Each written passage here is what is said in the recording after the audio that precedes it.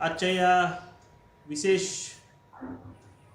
व्याख्यानाचे invited टॉकचे resource person आहेत आमचे मार्गदर्शक गुरु डॉक्टर राजेंद्र कुंभार सरांचं मी या ठिकाणी प्रथमतः स्वागत करतो। या ठिकाणी विशेष उपस्थित आमच्या महाविद्यालयाचे प्राचार्य डॉक्टर रामकिशन मांजरे सर, त्याचबरोबर रिसर्च सेलचे कोऑर्डिनेटर आमचे मित्र डॉक्टर मुळे सर, ज्ञानोबा मुळे सर, महाविद्यालयातील सर्व विभाग प्रमुख, रिसर्च गाईड, त्याचबरोबर विद्यार्थी बंधू आणि भगिनींनो, खरं तर इथिक्स हा अतिशय महत्त्वाचा विषय फक्त संशोधनापुरताच नाही तर मानवी जीवनात मध्ये पण इथिक्सचं अनन्यसाधारण महत्त्व आहे। आणि संशोधन आणि पब्लिकेशनमध्ये तर इथिक्स हा अतिशय महत्त्वाचा रोल या ठिकाणी निभावत असतात। NEP मध्ये खरं तर संशोधनामध्ये आपण सुरुवातीला PG झाल्याच्या नंतर सुरुवात करत होतो, परंतु NEP मध्ये संशोधनासाठी विशेष लक्ष खरं तर या सिलेबसच्या माध्यमातून देण्यात आलेलं आहे। आणि संशोधनाची सुरुवात विद्यार्थी PG झाल्यानंतर नाही तर UG मध्ये असतानाच सुरुवात करत आहेत। त्यामुळे मग विद्यापीठाने हा विचार करून रिसर्च इथिक्स हा स्वतंत्र पेपर PGच्या विद्यार्थ्यांसाठी ठेवलेला आहे, जेणेकरून भविष्यामध्ये जेव्हा ते संशोधनास सुरुवात करतील तर हा पेपर त्यांच्यासाठी मदतीचा ठरेल। आमच्या महाविद्यालयामध्ये सर 8 विषयामध्ये जवळपास PG चालते, त्यामध्ये 4 विषय सायन्सचे आहेत, 3 विषय आर्ट्सचे आहेत आणि MCOM पण आहे। ग्रंथालयामध्ये बऱ्याच वेळेस हे विद्यार्थी या पेपरच्या पुस्तकाच्या मागणीसाठी येत होते। काही पुस्तकं मी त्यांच्यासाठी अवेलेबल पण करून दिलेली होती, परंतु बऱ्याच विद्यार्थ्यांचे प्रॉब्लेम होते की त्यांचं म्हणणं असं होतं की सर पुस्तक वाचून आम्हाला हा विषय थोडासा अवघड चाललाय। मग माझ्या असं लक्षात आलं की आपण खरं तर मी तुमचा डायरेक्ट विद्यार्थी आहे, पुणे विद्यापीठामध्ये तुम्ही मला MPhilला संशोधन रिसर्च मेथॉडॉलॉजी हा पेपर शिकवलेला आहे आणि मला असं वाटलं की संशोधन किंवा रिसर्च इथिक्स हा कन्सेप्ट जे आहे, हा पेपर जे आहे तुमच्या शिवाय दुसरा कोणी चांगला शिकवू शकेल, म्हणून मी खास विद्यार्थ्यांनी आग्रह केला आणि विद्यार्थ्यांच्या आग्रहास्तव मी तुम्हाला विनंती केली आणि आपण माझ्या विनंतीला खरं तर या ठिकाणी मान देऊन आपण उपस्थित झाला, त्याबद्दल खरंच खूप स्वागत आहे सर आणि आभार। अधिकचा वेळ न घेता, खरं तर हा विद्यार्थ्यांसाठी लेक्चर ठेवलेला असल्यामुळे मी अधिकचा वेळ या ठिकाणी घेत नाही, फक्त औपचारिकता म्हणून मला या ठिकाणी आपला परिचय देण्यासाठी आवडेल। खरं तर डॉक्टर राजेंद्र कुंभार सरांचा माझ्यासाठी वैयक्तिक सगळ्यात मोठा परिचय म्हणजे ते माझे गुरु आहेत। सरांनी मला या PGला त्याचबरोबर MPhilला या ठिकाणी मार्गदर्शन केलेलं आहे, ही माझ्यासाठी सर्वात मोठी ओळख आहे। परंतु विद्यार्थ्यांसाठी आणि आमच्या महाविद्यालयातील प्राध्यापकांसाठी पण आपली विशेष ओळख व्हावी या निमित्तानं मी माहितीशास्त्र विभागामध्ये वरिष्ठ प्राध्यापक म्हणून सरांनी काम केलेलं आहे। 35 वर्षापेक्षा जास्त काळ सरांनी ग्रंथालय व माहिती विज्ञानातील विविध अभ्यासक्रमांना या ठिकाणी अध्यापन केलेलं आहे। त्याचबरोबर जयकर ग्रंथालयाचे ग्रंथपाल म्हणूनही सरांनी या ठिकाणी काम केलेलं आहे। सरांचे 80हून अधिक लेख राष्ट्रीय आणि आंतरराष्ट्रीय जर्नल्समध्ये प्रकाशित झालेले आहेत आणि त्याचबरोबर 20हून अधिक पुस्तके सरांनी प्रकाशित केलेले आहे। त्यांचे सगळ्यात नावाजलेली पुस्तके म्हटलं तर classification trends in 21st century, how to write project reports, PhD thesis and research articles, library and information science research method techniques, त्याचबरोबर संशोधनासाठी उपयुक्त डेटाबेसेस, यशस्वी ग्रंथपालांच्या 5 सवयी, वाचनामधनं व्यक्तिमत्व विकास, मुलांना वाचून दाखवा आणि त्यांचे आयुष्य घडवा, अशी सरांची ही नावाजलेली आणि मोस्ट सेलिंग बुक्स आहेत। 200 पेक्षा जास्त सरांनी वेगवेगळ्या कॉन्फरन्स असतील, सेमिनार असतील, यामध्ये त्यांची व्याख्याने दिलेली आहेत। त्याचबरोबर सर BOS मेंबर, अकॅडमिक काउन्सिलचे मेंबर, त्याचबरोबर वेगवेगळ्या रिव्ह्यू कमिटीमध्ये सरांनी काम केलेलं आहे। त्यांच्या 10 विद्यार्थ्यांनी त्यांच्या मार्गदर्शनाखाली PhD संपादन केलेली आहे। त्याचबरोबर सरांनी वेगवेगळे वर्कशॉप या ठिकाणी कंडक्ट केलेले आहेत, त्यामध्ये गुगल स्कॉलर आणि database search, research method, literature review, writing research article, reading for personality development and research and inculcating reading habits among childrens. खरं तर सरांचा खूप मोठा परिचय आहे।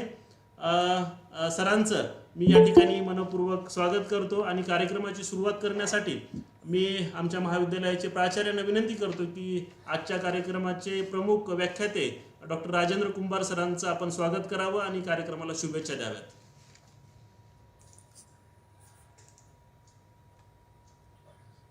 सर अनम्यूट करा. केलं.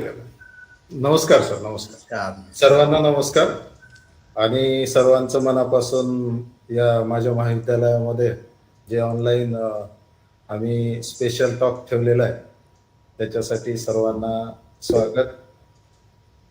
सर्वात महत्त्वाचं म्हणजे आमचे अतिशय डायनामिक असलेले आणि फार आणि खरंच सर तुमचे विद्यार्थी म्हणून आम्हाला आनंद वाटला. त्याचं कारण असं आहे की ते आमच्या कॉलेजच्या एकूण सिस्टीमचे एक महत्त्वाचा भाग, अतिशय महत्त्वाचा भाग म्हणून कार्यरत आहेत. त्यांनी मला एक 2-3 दिवसापूर्वी आणि ॲक्च्युअली पहा लायब्ररी सायन्स लायब्ररियन पण ते येऊन सांगतात की सर आपल्याला या विद्यार्थ्यांसाठी काहीतरी करावं लागेल रिसर्चसाठी, कारण का मुलं खूप येत आहेत, त्यांना बऱ्यापैकी अजून अवगत झालं नसेल म्हणून ते विचारत आहेत आणि त्या संदर्भात मी एखादी सेमिनार किंवा इन्व्हायटेड टॉक ठेवू का. मी म्हटलं ठीक आहे सर ठेवून. आणि त्यांनी सांगितलं की माझे गुरु आहेत डॉक्टर राजेंद्र कुंभार सर, अतिशय चांगलं मार्गदर्शन करू शकतात, करतील मुलांसाठी. मी म्हटलं हो काय हरकत नाही आणि त्या संदर्भातून हा सगळा आम्ही ठेवलेला आहे. ॲक्च्युली सर छत्रपती शिवाजी महाविद्यालय हे 1968 कॉलेज आहे, जुनं कॉलेज आहे. आम्ही गोल्डन ज्युबिली पूर्ण केलेलं आहे आणि आत्ताच आमचे सरच नॅक कोऑर्डिनेटर होते त्यांच्या खाली आणि डॉक्टर नवले सर म्हणून आमचे इन्चार्ज प्राचार्य होते. असं त्यावेळेस मी उपप्राचार्य होतो. आम्ही असं 3-4 आणि एकूण महाविद्यालयातल्या सर्व प्राध्यापकांनी सहकार्य केल्यामुळं आम्हाला A+3.27 असा हे CGPA मिळालेला आहे. खेड्यातलं कॉलेज म्हणजेच आम्ही रिमोट एरियामध्येच आहोत आणि अतिशय चांगलं काम ते करतायत. आपण या ठिकाणी आमच्या विद्यार्थ्यांना मार्गदर्शन करावं. माझे विद्यार्थी, कारण ॲक्च्युअली मी सोशॉलॉजीचा आहे सर, समाजशास्त्राचा, आणि आमच्याकडे कसं आहे BA फर्स्ट इयर म्हणजे BA थर्ड इयर MA ला सगळं रिसर्च मेथोडॉलॉजी आम्ही शिकवतो. आता तुम्हाला त्याच्याबद्दलची माहिती असेलच आणि थोडंसं अवघडल्यासारखंच आहे. रिसर्च एथिक्स अलीकडच्या काळात आता रिव्ह्यू केलं. आता केअर लिस्ट काढायची का ठेवायची का, कोणते काढायची कोणते ठेवायची, त्याची कारणं काय, म्हणजे बेसिक कारणं वेगळी आहेत. त्याच्यामध्ये इथिक्स महत्वाचं आहे, कारण का त्याच्या मागचं कॉजच आहे इथिक्स. म्हणजे आपण इथिक्स पाळत नसल्यामुळे ते प्रश्न निर्माण झालेले आहेत असं मला वाटतं. एकूणच भारतातल्या संशोधनामध्ये अलीकडच्या काळामध्ये इथिक्सचे प्रश्न जास्त आहेत. रिसर्च होऊ लागलेला आहे पण इथिक्स आहे का, त्याच्यामध्ये प्लॅगरिझमचा प्रश्न मोठा निर्माण झाला आहे आणि त्याला रिलेटेड टू इथिक्स आहे. आणि इथिक्स हे इंडिव्हिज्युअल असतात, हे सोशियल कधी इथिक्स असत नाही म्हणजे संशोधनामध्ये, कारण का संशोधन हे इंडिव्हिज्युअल रिसर्च आहे आणि इंडिव्हिज्युअल रिसर्च म्हणलं की इंडिव्हिज्युअल इथिक्स आहे. तर त्या व्यक्तीने रिसर्च करीत असताना कुठले इथिक्स असले पाहिजेत, या सगळ्या गोष्टीचा मूल्यमापन किंवा त्याचं इव्हॅल्युएशन अलीकडच्या काळात होणं गरजेचं आहे. म्हणून आपण या ठिकाणी सादर आमंत्रित आम्ही केलेलं आहे. त्यामुळं सर्वांना मी शुभेच्छा देतो. त्याचबरोबर आपण आलात त्याबद्दल अगदी मनापासून आपलं स्वागत करतो. धन्यवाद.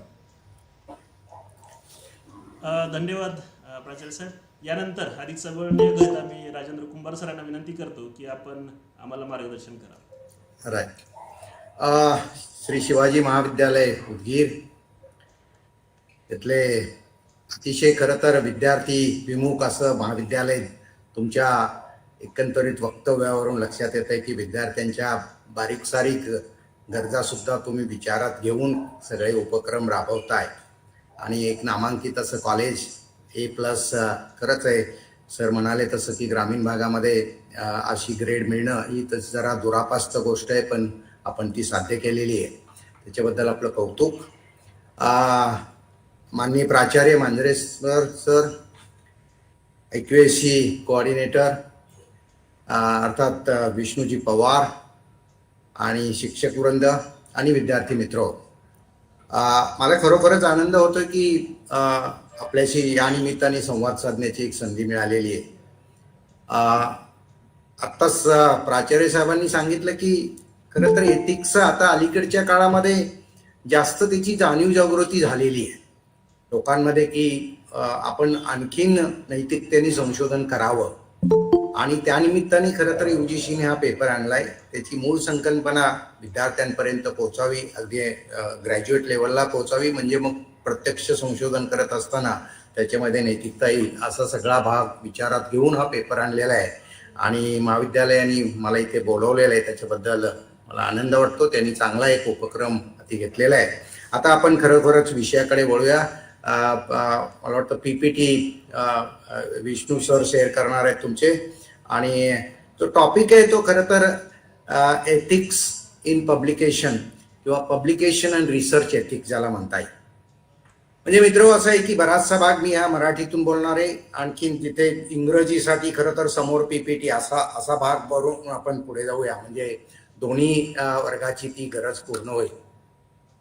म्हणजे दोन आस्पेक्ट मधले आपल्याला खरं तर एथिक्स बघायचे आहेत. एक रिसर्च मधला आणि नंतर जी प्रकाशन आपण करतो, विशेषतः जी आपण आर्टिकल्स लिहितो, त्या आर्टिकल्स लिहिण्यामध्ये काय नैतिकता असावी, आणि अर्थातच रिसर्चच्या सगळ्या प्रोसिजरमध्ये, म्हणजे तुम्ही जे 5-7 स्टेप्स इन रिसर्च शिकलेला आहात, आयडेंटिफिकेशन ऑफ टॉपिक पासून ते रिपोर्ट रायटिंग पर्यंत, त्या प्रत्येक टप्प्यावर नैतिकता कशी असावी हा मुळात भाग आहे त्याच्यामध्ये.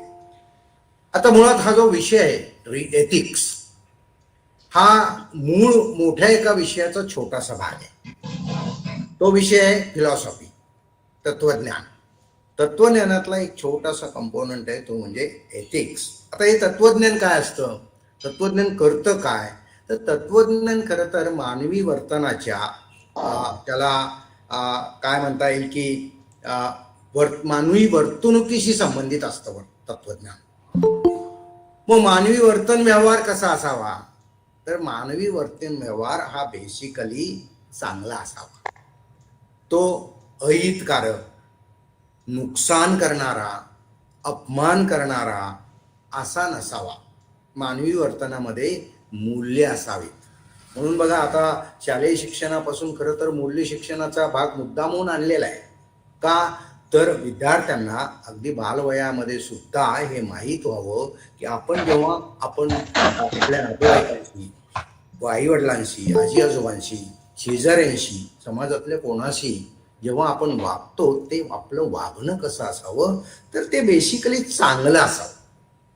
तत्वज्ञान बेसिकली याच्याबद्दल विचार करायला शिकवतं की चांगलं काय आणि वाईट काय. चांगल्या आणि वाईटामधलं चांगलं घ्यावं आणि वाईट ते सोडून द्यावं, टाळावं, हे खरं तर तत्वज्ञान शिकवतं. आणि मग त्या तत्वज्ञानातलाच एक छोटासा भाग आहे, तो म्हणजे एथिक्स. एथिक्समध्ये बेसिकली जेव्हा आपण संशोधनाची एथिक्स बघतो, संशोधनातली नैतिकता, मला मुख्यतः हा भाग हायलाईट करायचा आहे की प्रिन्सिपल्स ऑफ एथिक्स काय असतात, काय असतात नैतिक तत्वे की जी संशोधनामध्ये आपण अप्लाय केली पाहिजे. आपल्याला तिथे साधारणपणे मी तुम्हाला 5 गोष्टी सांगणार आहे की ज्याला प्रिन्सिपल्स ऑफ रिसर्च एथिक्स म्हणता येईल, म्हणजे संशोधनाची नैतिक तत्व. त्यातलं पहिलं आहे मित्र, ते म्हणजे फेअर पर्पज. आता हा फेअर पर्पज काय प्रकार आहे, तर ती म्हणजे तुम्ही जो संशोधन करताना त्या संशोधनाचा जो हेतू आहे, तो हेतू कसा असला पाहिजे, तो प्रामाणिक असला पाहिजे. त्याच्यामध्ये खरं तर कुठलाही वाईट हेतू असता कामा नये. म्हणून फेअर पर्पज. उदाहरण काय आहे बघा, असं संशोधन खरंच कोणी करता कामा नये की बॉम्ब बनवून जास्तीत जास्त लोकांना मारता येईल त्याच्यासाठी बॉम्ब बनवायचा आणि म्हणून संशोधन करायचं. तर हे काही फेअर पर्पज नाहीये, हा काही प्रामाणिक हेतू नाहीये. तुमचा हेतू कसा शुद्ध असला पाहिजे संशोधनाचा.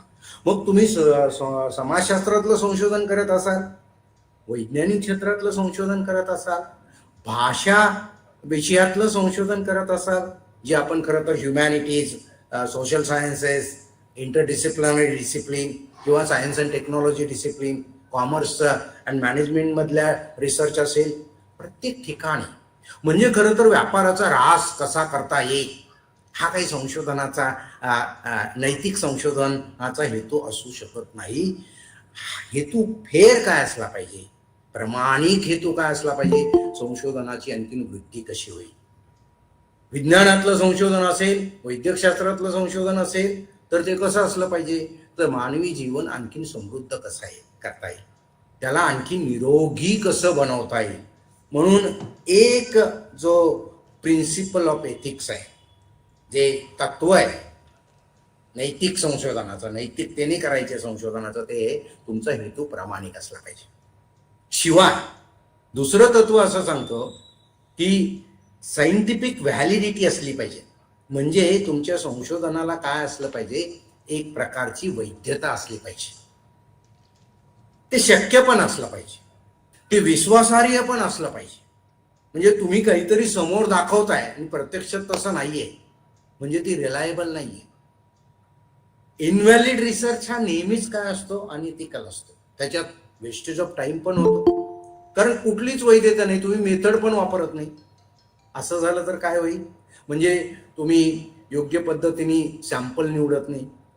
मग अगदी रसायनशास्त्रातला का रिसर्च असे ना, तिथे सुद्धा तुम्ही सॅम्पल नीट निवडत नाही, तर मग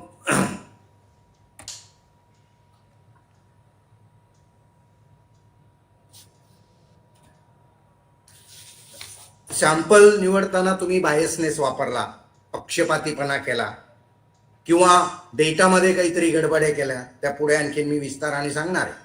पण इथे काय सांगतायत की तुमची जी मेथडॉलॉजी आहे, कारण प्रिन्सिपल्स ऑफ सायंटिफिक रिसर्च पण आहेत की तुम्ही मेजरमेंट वापरली पाहिजेत, त्याच्यामध्ये ज्या मेथड्स आहेत त्या व्हॅलिड असल्या पाहिजेत, संशोधनाचा डेटा अनालाइज करायला योग्य पद्धतीचे अनालिटिकल सिस्टम्स वापरल्या पाहिजेत. म्हणून इथे आपोआपच नैतिकता आली. तिसरा जो प्रिन्सिपल ऑफ रिसर्च एथिक्स आहे ते काय सांगतं, फेअर सिलेक्शन ऑफ सॅम्पल्स. मध्ये मी उल्लेख केला व्हॅलिडिटीचा. म्हणजे बघा, केवळ तुम्हाला सहजपणे चटकन 1-2 महिन्यात रिसर्च करता यावा म्हणून तुम्ही काय करताय, तर 10-20 युनिट सॅम्पल म्हणून निवडताय. म्हणजे समजा लोकांचा अभ्यास करत असाल, व्यक्तीचा, नागरिकांचा अभ्यास करत असाल, तर तुम्ही 10 ते 20 लोक निवडताय. आता खरं तर हे सायझेबल सॅम्पल नाही झालं, हे पुरेसं सॅम्पल नाही झालं. सॅम्पल हे पॉप्युलेशनच्या प्रपोर्शनमध्ये असलं पाहिजे. एकूण संख्या लोकांची ज्यांचा अभ्यास करायचा आहे त्याला खरं तर लक्ष्यगट म्हणतात, पॉप्युलेशन म्हणतात रिसर्चच्या भाषेत.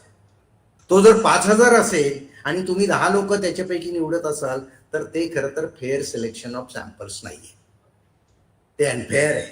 त्याच्यासाठीचे जे काही फॉर्म्युलेज आहेत, त्याच्यासाठीचं मॉर्गन सारख्या तत्वज्ञानी सुचवलेलं एक फॉर्म्युला आहे, तो तुम्ही विचारात घेतला पाहिजे. तो घेतला नाही तर मात्र तुम्ही संशोधनातली नैतिकता पाळत नाही, तुम्ही केलेलं संशोधन हे अनैतिकच समजलं जाईल. म्हणून सॅम्पल सिलेक्शन करताना विशेषतः तुम्हाला सांगतो, हा सोशल सायन्समध्ये आहे, हा एक्सपेरिमेंटल रिसर्चमध्ये पण येतो. समजा तुम्ही ॲनिमल्सवर रिसर्च करताय, अगदी ह्युमन्सवर पण केला जातो वैद्यकशास्त्रातला रिसर्च, किंवा अगदी केमिस्ट्री फिजिक्समधला असेल. जिथं जिथं सॅम्पल तुम्ही निवडणार आहात ते आवर्जून लक्षात घेतलं पाहिजे की तिथे कुठल्या तरी अनएथिकल रिझनमुळे तुम्ही सॅम्पलमध्ये बायसनेस आणता कामा नये, हे आवर्जून लक्षात घ्यायला पाहिजे. पुढे जेव्हा जातो त्याच्या पुढचं जे प्रिन्सिपल आहे ते आहे फेवरेबल रिस्क बेनिफिट रेशो. हा तुम्ही लोकांना सांगितला पाहिजे आणि तुमच्या रिसर्चमध्ये जो तो रेशो आहे तो कुठला, रिस्क आणि बेनिफिट. मित्र, आता हे विशेषतः जे आपण प्रिन्सिपलचा विचार करतोय हे विशेष करून कुठे ॲप्लिकेबल आहे तुम्हाला सांगतो, जिथे जिथे ह्युमन बिईंगचा, व्यक्तींचा, माणसांचा सॅम्पल म्हणून एक्सपेरिमेंटमध्ये रिसर्च केला ॲप्लिकेशन केलं जातं, त्यांची निवड केली जाते, तिथं काय करायला पाहिजे. म्हणजे उदाहरण म्हणून बघा, तुम्हाला जर आठवत असेल जेव्हा कोविडच्या जमान्यामध्ये लस बनवण्याची प्रक्रिया सुरू होती, तेव्हा लस जेव्हा फायनल स्टेजला आली तेव्हा तिचं टेस्टिंग ह्युमन बिईंग्सवर करायचं होतं. आणि जे लोक आपणहून पुढे आली की हो आमच्यावरती तुम्ही त्याचं टेस्टिंग करा, खरं तर त्याच्यामध्ये धोके असतात. आणि मग अशा केसमध्ये काय करायला पाहिजे, तर त्या ॲप्लिकेशनचे, ज्या टेस्टिंगचे काही दुष्परिणाम होणार असतील आणि ती टेस्टिंग सक्सेसफुल झाल्यामुळे मिळणारे फायदे, ह्या दोन्हीमध्ये एक बॅलन्स असला पाहिजे. उदाहरणार्थ दुष्परिणाम हे आपण म्हणूया की एक 50 पॉईंट पर्यंत आहे, तर फायदे 50 पॉईंट पर्यंत असावे.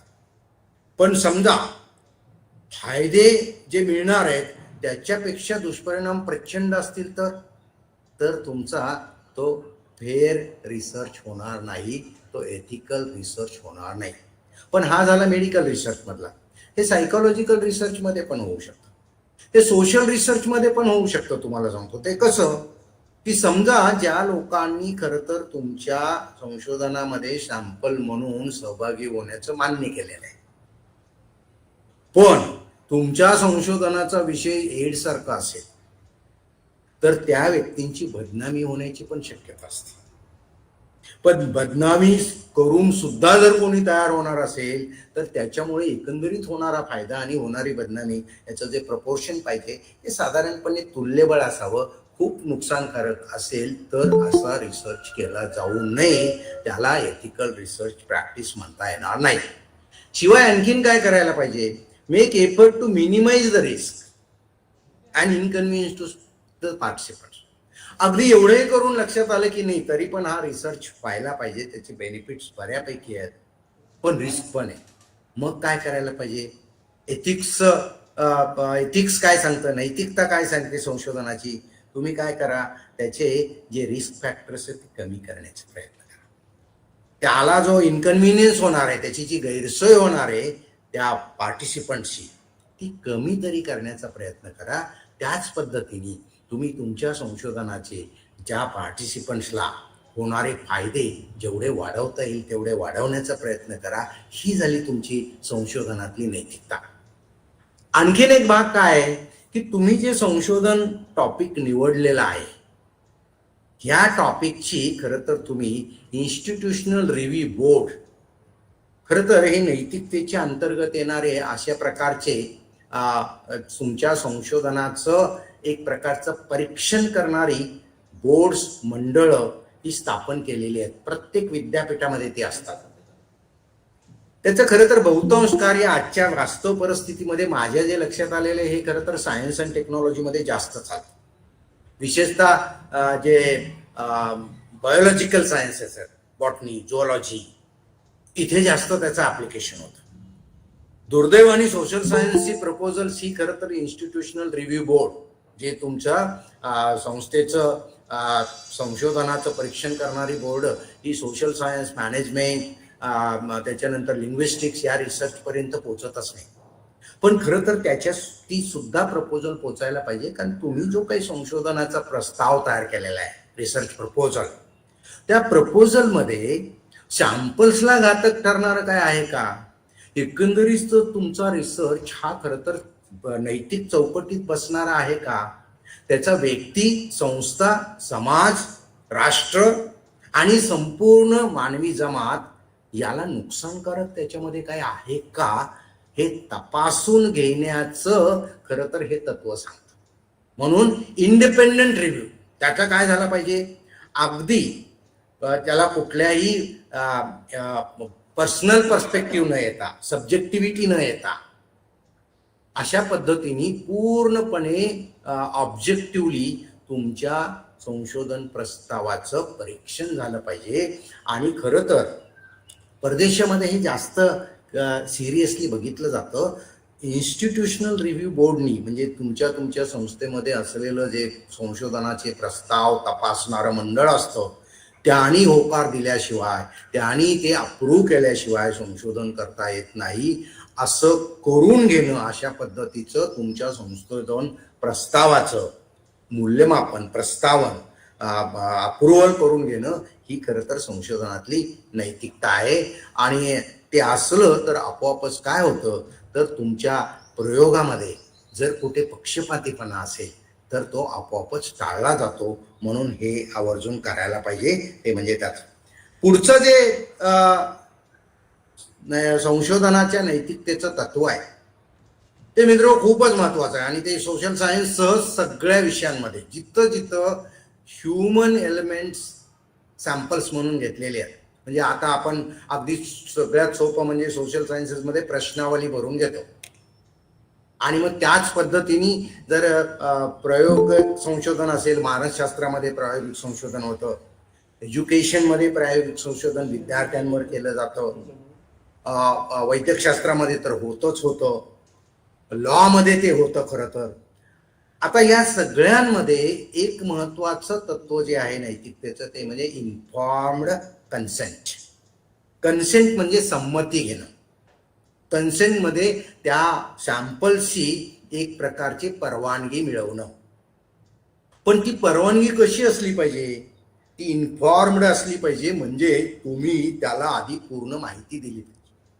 कोणाला समजा मी जर त्या संशोधनामध्ये एक सॅम्पल आहे, एक सायकोलॉजीचा एक प्रयोग चाललेला आहे असं समजूया, आणि सायकोलॉजीच्या प्रयोगामध्ये काय करणार आहेत तर ते जे काही संशोधक आहेत ते माझ्यावर काहीतरी प्रयोग करणार आहेत.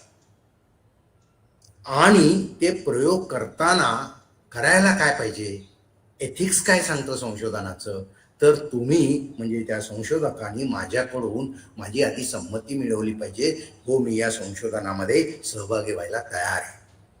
पण ही जी संमती आहे ती कशावर आधारित असली पाहिजे, तर मला आधी त्यांनी संशोधनाची पूर्ण माहिती दिली पाहिजे. संशोधन काय आहे, त्याची उद्दिष्ट काय आहेत, त्याचा माझ्यावर डायरेक्ट इनडायरेक्टली माझ्या मानसिकतेवर, माझ्या शारीरिक क्षमतेवर काय परिणाम होणार आहे, त्या संशोधनाचे काय फायदे मिळणार आहेत, हे सगळं सांगणं म्हणजे माहिती देणं. म्हणजे आधी माहिती द्या आणि मग त्याला पटलं तर तो काय करेल, तो तयार होईल. याला म्हणतात इन्फॉर्म कन्सेंट. कन्सेंट घेणं म्हणजे त्याची संमती घेणं. आता बघा जनरली असं होतं, हे अगदी सर्वसामान्य संवादामध्ये आढळतं, तू आधी प्रॉमिस कर, हो म्हण, मग मी तुला सांगतो. आता हे खरं तर हे जे असतं ते अनइन्फॉर्म कन्सेंट असतं. मग आपण कधी कधी म्हणतो हो चालेल, काय तुला पाहिजे ते सांग, पाहिजे ते माग. अरे पण खरं तर तुम्ही आधी माहिती तर करून घ्या. तसंच इथे असं आहे की तुम्ही केवळ त्याच्याकडून प्रश्नावली भरून घेताय, दिले त्याला प्रश्नावली, पण खरं तर प्रश्नावलीमध्ये त्यांनी जर समजा त्यांनी असं विचारलंच असेल, असे प्रश्न नसावे, पण तुम्ही अगदी अनावधानाने का होईना, त्याला असं म्हणायचं नाही चोरी केली का, पण अनावधानाने का होईना लायब्ररीतून पुस्तकं गुपचूप विदाउट नोंदणी न करता कधी नेलेली आहेत का. आता खरं तर अशा प्रश्नांचं त्यांनी खरोखरच जरी नेलंच असेल आणि त्यांनी हो म्हटलं तर उद्या त्याच्यामुळे त्या संशोधनाचा जेव्हा डेटा बाहेर येईल, जेव्हा ते खरं तर सांगितलं जाईल, तेव्हा त्याची बदनामी होऊ शकते.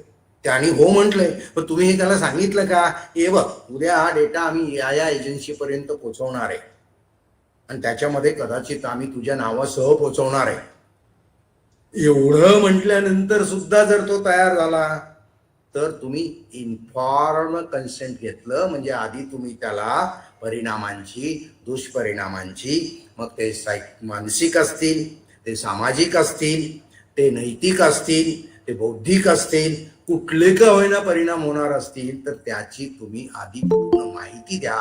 त्याला म्हणतात इन्फॉर्म कन्सेंट. बऱ्याच वेळा आपल्याकडचं जर संशोधन, मगाशी प्राचार्य साहेबांनी बरोबर सांगितलं की प्रत्यक्षात ते जेवढ्या मोठ्या प्रमाणावर, जेवढ्या गंभीरतेने संशोधनाच्या नैतिकतेकडे बघितलं पाहिजे तेवढं बघितलं जात नाही. म्हणून तर UGCला असं वाटतंय की त्याचा, या विषयाचा म्हणजे संशोधनातील नैतिकतेचा जास्तीत जास्त प्रचार प्रसार झाला पाहिजे. अगदी उद्या हा विद्यार्थी संशोधन करेल न करेल हा वेगळा भाग, करेल तेव्हा त्यांनी नैतिकता आपोआप पाळणार आहे कारण तुम्ही त्याला इन्फॉर्म केलं. तर इथे हा जो भाग आहे हा आता खूप कमी प्रमाणात खरं तर अप्लाय केला जातो, पाळला जातो. म्हणून काय करायला पाहिजे, लेट द पार्टिसिपंट डिसाईड. त्याला ठरवू द्या ना की पार्टिसिपेट व्हायचंय का नाही तुमच्या संशोधन प्रकल्पामध्ये सॅम्पल म्हणून. त्याला कंप्लीट माहिती द्या. जसं मी म्हणालो तसं विशेषतः त्याच्यापासून काही धोके आहेत का, ते धोके तुम्ही त्याच्या लक्षात आणून द्यायला पाहिजे. ही एक इन्फॉर्म कन्सेंटची अतिशय महत्वाचं तत्व रिसर्च एथिक्स मधलं आहे आणि ते खरं तर पाळायला पाहिजे. नेक्स्ट जे तत्व आहे नैतिकतेने करायच्या संशोधनाचं ते म्हणजे रिस्पेक्ट पार्टिसिपंट्स.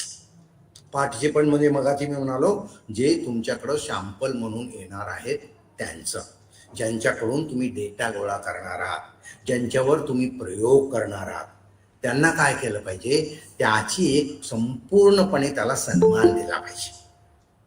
आता काही ठिकाणी काय होतंय तुम्हाला सांग, पेड पार्टिसिपंट्स असतात. हो, विशेषतः वैद्यकशास्त्रात हे होत.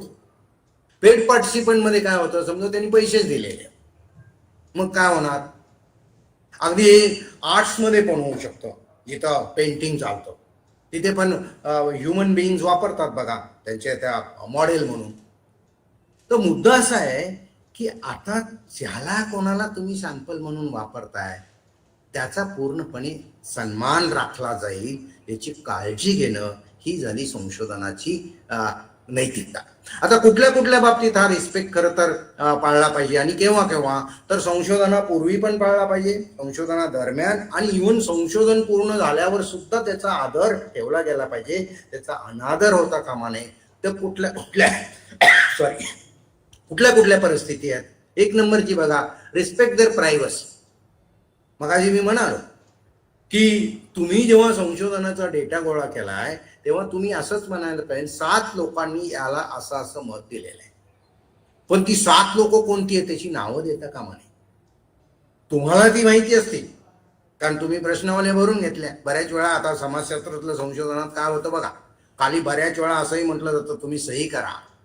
म्हणजे ऑफिशियल याच्यामध्ये आम्ही पाहिलं की तो लायब्ररीने डेटा गेला तर तो अगदी शिक्का पण घेतो त्याच्याकडून. आता मुद्दा असा आहे, एवढं जर कॉन्क्रीटली की हा डेटा यांनीच दिलेला आहे तुम्हाला माहिती आहे, तर तुमची जबाबदारी, तुमची नैतिकता काय आहे संशोधक म्हणून, तर तुम्ही त्याची प्रायव्हसी जी आहे ती काय केली पाहिजे, ती गुप्त ठेवली पाहिजे, ती कॉन्फिडेन्शियल राहील. याचं खरं तर काळजी घेणं ही तुमची जबाबदारी.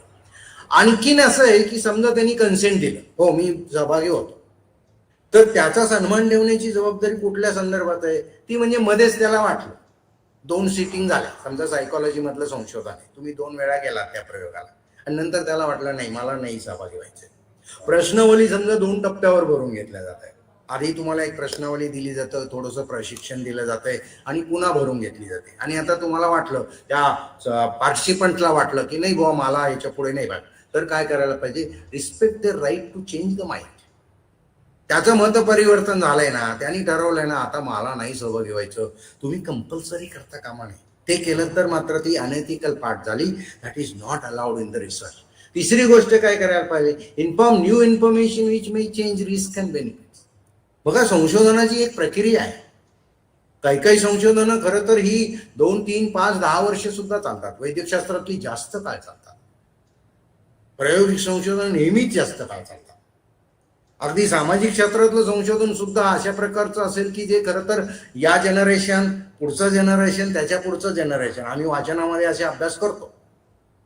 तर मुद्दा असा आहे की आता समजा तुम्ही संशोधन करून 2 वर्ष झालं, दरम्यानच्या काळात इतरांनी काही संशोधन केलं, काही निष्कर्ष समोर आले, नवीन माहिती लक्षात आली, नवीन कायदे आले वगैरे वगैरे, काहीतरी झालं तुमच्या संशोधनाच्या टॉपिकच्या अनुषंगाने. काय करायला पाहिजे तुम्ही नैतिकता म्हणून तुम्ही त्यांना ते सांगा, हे असं नवीन काहीतरी घडलंय आपल्या संशोधनाच्या संदर्भात, तुझ्या आणि माझ्या संदर्भात, तू as a participant, as a sample म्हणून हे नवीन आहे हे त्याच्याकडे सांगणं ही सुद्धा त्याचा आदर करण्याचाच एक भाग आहे. आणखीन काय केलं पाहिजे, एन्श्युअर ट्रीटमेंट ही participant experience any adverse effect. बघा मी मगाशी म्हणालो, विशेषतः मानवावर जे काही प्रयोग केले जातात, संशोधन केलं जातं, मग ते मानसिकच्या दृष्टीने असेल, बौद्धिक दृष्टीने असेल, कॉग्निशन सायन्समध्ये खूप रिसर्च चालतो, एज्युकेशन आणि कॉग्निशन सायन्समध्ये खरं तर आकलनाच्या अनुषंगाने, वैद्यकशास्त्रात तर आहेच आहे. तर मुद्दा असा आहे की समजा तुम्ही त्याला कल्पना दिली, इन्फॉर्म कन्सेंट घेतलं की असे परिणाम होऊ शकणार आहेत, हे औषध तुला आम्ही टेस्ट म्हणून वापरत असताना तुला चक्कर येण्याची शक्यता आहे, कदाचित तुझी मेमरी थोडी लॉस होण्याची शक्यता आहे वगैरे वगैरे, हे मान्य आहे. आणि हे सांगितल्यावर सुद्धा तो पार्टिसिपंट तयार झाला, चांगली गोष्ट आहे. Ethically you are perfectly all right. आता त्याचा रिस्पेक्ट करण्याचा भाग असा आहे की समजा खरोखरच ते दुष्परिणाम दिसायला लागले, ते औषध इंजेक्ट केल्यावर 2 वर्षांनी त्याला विस्मरणचं प्रमाण वाढायला लागलं, रिसर्चर म्हणून तुमची नैतिकता ही आहे की त्याला काही जर ट्रीटमेंट शक्य असेल तर ती करणं ही सुद्धा त्या एथिकल पार्टचाच भाग आहे ॲक्च्युअली. त्याच्यानंतर inform about what was learn from the research, हे आवर्जून सांगा. बरेच वेळा सोशल सायन्स रिसर्चमध्ये असं होतं आणि तो अकॅडमिक रिसर्च असेल तर तो त्याची फाइंडिंग्स ही त्या पार्टिसिपंटपर्यंत जातच नाही आहेत. संशोधन केलं, मग तुमचा प्रोजेक्ट पूर्ण झाला, तुम्हाला डिग्री मिळाली. संशोधन केलं, तुमचं PhD पूर्ण झालं, तुम्हाला PhDची डिग्री मिळाली. अरे पण ज्यांनी जो डेटा दिला आहे ते त्या निष्कर्ष ज्याच्या आधारावर तुम्ही निष्कर्ष काढलेत त्या निष्कर्षाचं काही इम्प्लिकेशन, त्याचा काही प्रभाव हा आणि एकंदरीतच काय फायदा झाला होणार आहे हे त्या पार्टिसिपंट पर्यंत पोहोचवणं हा पण त्याचा खरं तर सन्मान करण्याचाच भाग आहे. मित्रो, ही एवढी जी आहे ही सगळी principles of ethical research practices आहेत. या पद्धतीने जर आपण रिसर्च केला तर नॅचरली तुम्ही नैतिकतेने रिसर्च केला हे सिद्ध होतं. आता एवढं करून सुद्धा तुम्ही सॅम्पलच्या बाबतीत ही सगळी काळजी घेतली आणि डेटा गोळा केला, मग तो एक्सपेरिमेंटच्या ऑब्झर्वेशनमधून, निरीक्षणातून मिळवला, तो मुलाखतीमधून गोळा केला किंवा तो प्रश्नावलीमधून घेतला किंवा इतर अनेक प्रकारची माहिती संकलनाची साधनं आणि तंत्र आहेत त्याच्यातून तो डेटा गोळा केला. आता त्या डेटाच्या बाबतीत काय काय अनएथिकल गोष्टी होऊ शकतात त्याच्याकडे आपण बघूया.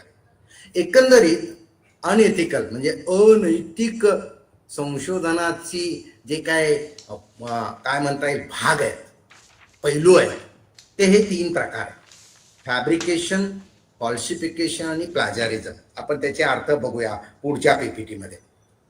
त्यातला एक जो भाग आहे तो फॅब्रिकेशनचा. फॅब्रिकेशन म्हणजे खरं तर काय म्हणता येईल की डेटाचा एक प्रकारचा बनावटपणा करायचा. तुम्हाला माहिती आहे की फॅब्रिकेटर्स काय करतात, तर फॅब्रिकेटर्स ते काही लोखंडाचे त्या सळया घेतात आणि त्याच्यापासून वेगळी डिझाईन्स बनवतात. म्हणजे जे काहीच नसतं ते बनवतात. आता तिथे डिझाईनच्या दृष्टीने आपण त्यात बनवणं म्हणतो, पण डेटाच्या बाबतीत काय होऊ शकतं? जे अस्तित्वातच नाही ते काही बनवलं जाऊ शकतं का? तर ते इथे आहे बघा काय काय होऊ शकतं. रिपोर्टिंग एक्सपेरिमेंट दॅट वर नेव्हर कंडक्टेड, संशोधन केलंच नाही, हो, बनावटपणा आहे आणि ही अनएथिकल गोष्ट आहे. हे अनैतिक संशोधन आहे आणि आपल्याला काय शिकायचं आहे? एथिकल काय? तर एथिकल हे आहे की कुठलेही न केलेले प्रयोग रिपोर्ट करायचे नाही. जे प्रयोग केला, जसा केला तोच रिपोर्ट करणं, तोच सादर करणं, जे केलं ते सांगणं म्हणजे खरं तर संशोधनातली नैतिकता. त्याच्या उलट जे केलंच नाही, मग तुम्ही म्हणाल खरंच असं होऊ शकतं का की एक्सपेरिमेंट केलाच नाही तरी पण सांगितलं की हा रिसर्च झाला? हो, आता होतं बघा. हल्ली तुम्ही असं ऐकलं असेल की पेपर रिट्रीट करणं. पेपर्स म्हणजे जे संशोधनात्मक लेख संशोधन जर्नल्समध्ये छापले जातात त्याला पेपर्स म्हणतात किंवा रिसर्च आर्टिकल्स म्हणतात.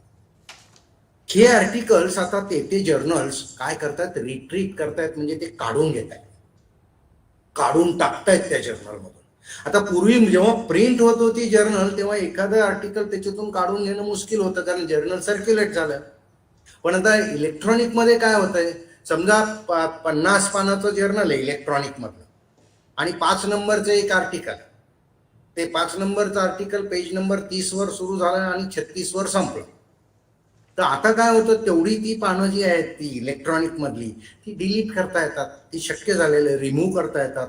अशा प्रकारे आर्टिकल जर्नल्समधून काढून टाकणं त्याला पेपर रिट्रीट करणं म्हणजे काढून घेणं. आता अगदी नेचर सारख्या जर्नलमधून सुद्धा पेपर्स काढले जात आहेत. त्याचं एक कारण असं आहे की अनेक संशोधनं अशी रिपोर्ट केली गेली की जी कधी केलीच नव्हती. आणि म्हणून ही अनैतिक गोष्ट होते, ती होऊ नये म्हणून आपल्याला शिकवलं जातंय की कधीही जो एक्सपेरिमेंट प्रयोग केलाच नाही तो रिपोर्ट करायचा नाही. आणखीन एक काय फॅब्रिकेशन होऊ शकतं, त्याच्यात बनावटपणा काय होऊ शकतो, क्रिएशन ऑफ फॉल्स डेटा आणि फॉल्स रिझल्ट. आता जे प्रयोग एक्सपेरिमेंट केलाच नाही, काहीतरी ए केमिकल बी मध्ये टाकणं आणि त्याची निरीक्षण घेतलं, हे केलंच नाही, पण डेटा मात्र लिहून काढला. प्रश्नावली भरून घेतलीच नाही, नुसतं सांगितलं की एकूण 500 लोक होती, त्यातले 400 लोकांनी हो म्हटलं आणि 100 लोकांनी नाही म्हटलं. हा फॉल्स डेटा आहे आणि मग त्याच्यावरचे रिझल्ट सुद्धा फॉल्सच येणार आहेत. किंवा तुम्ही खोटंच लिहिताय की 300 लोकांनी हो म्हटलं, खरं नाहीये तसं. ऍक्च्युअली ही पण संशोधनातली अनैतिक गोष्ट आहे. नैतिकता ही आहे की फॉल्स डेटा द्यायचा नाही, चुकीचा जो डेटा आहे त्याच्यामध्ये नसायला पाहिजे. फॉल्स डॉक्युमेंटेशन पण आहे. आता हे डॉक्युमेंटेशन सगळ्यात जास्त होतं ते एक्सपेरिमेंटल रिसर्चमध्ये होतं. तुम्ही जे जे केलं ते तुम्हाला लिहावं लागतं टप्प्यावाईज. हे केलं, ही पहिली प्रक्रिया होती, ए केमिकल घेतलं, बी मध्ये टाकलं, एवढा वेळ गरम केलं, बाष्पीकरण केलं वगैरे वगैरे. पण खरं तर सोशल सायन्स संशोधनामध्ये पण हे होऊ शकतं की तुम्ही मुलाखत घेतली तर तिची एक सगळी प्रक्रिया आहे. तुम्ही निरीक्षण केलं तर किती वाजता केलं, कुठं केलं, किती वेळ केलं, नक्की कशाचं निरीक्षण केलं. बघा, ही जी सगळी गोष्ट लिहून काढणे, तर तीच मुळात लिहितानाच बनावटपणा करणं, ही अनैतिक गोष्ट आहे. म्हणजे तुम्ही म्हणताय 7 वाजता आम्ही मुलाखत घेतली, पण खरं तर 7 वाजता तुम्ही झोपलेलाच होतात. तुम्ही म्हणताय मी या गावाला जाऊन घेतली, पण तुम्ही तिकडे गेलेच नाहीत कधी प्रवासाला. हे पण लिहून काढलं, ते सगळी प्रक्रिया, ती प्रोसेस की मी हे हे हे केलं, हे फॅब्रिकेशन आहे, हे अनएथिकल आहे. म्हणून त्याला कुकिंग ऑफ डेटा म्हणतात. म्हणजे काय, अशा प्रकारचा एक स्वयंपाक करून टाका खोटा खोटा. तसंच आणखीन काय, फॉल्स पार्टिसिपंट कन्सेंट. म्हणजे तुम्ही 10 लोक पार्टिसिपेट होणार आहेत मुलाखतीमध्ये, 10 लोकांकडून लिहून घेतलं, खाली सह्या पण केल्या, पण खरं तर ते जे सह्या केलेल्या आहेत ते खोट्याच आहेत. म्हणून फॉल्स पार्टिसिपंट कन्सेंट, तुम्ही त्यांच्याकडून संमतीपत्र घेतलेले पण ते खरं नाहीये. ही सगळी संशोधनातली अनैतिक गोष्टी आहेत, त्या होता कामा नये. पुढचा जो भाग आहे तो फॉल्सिफिकेशन. फॉल्सिफिकेशन म्हणजे खोटेपणा, बनावटपणा वेगळा. बनावटपणा जे नाहीच आहे ते तुम्ही आहे असं दाखवताय. खोटेपणामध्ये काय होतंय बघा, चेंजिंग और ओमिटिंग डेटा. फॉल्स करताय म्हणजे काय, काहीतरी इमेजेस आहेत, चित्र आहेत, तुम्ही मुद्दाम काढलेली आहेत, ती बदलायची किंवा ती डिलीटच करायची. एखादा डेटा जो आहे तो तुम्हाला असं वाटतं की याच्यामुळे मला जे अपेक्षित आहे ते संशोधनाचे रिझल्ट मिळत नाही, मग काय करायचा, तो डेटा बदलून टाकायचा.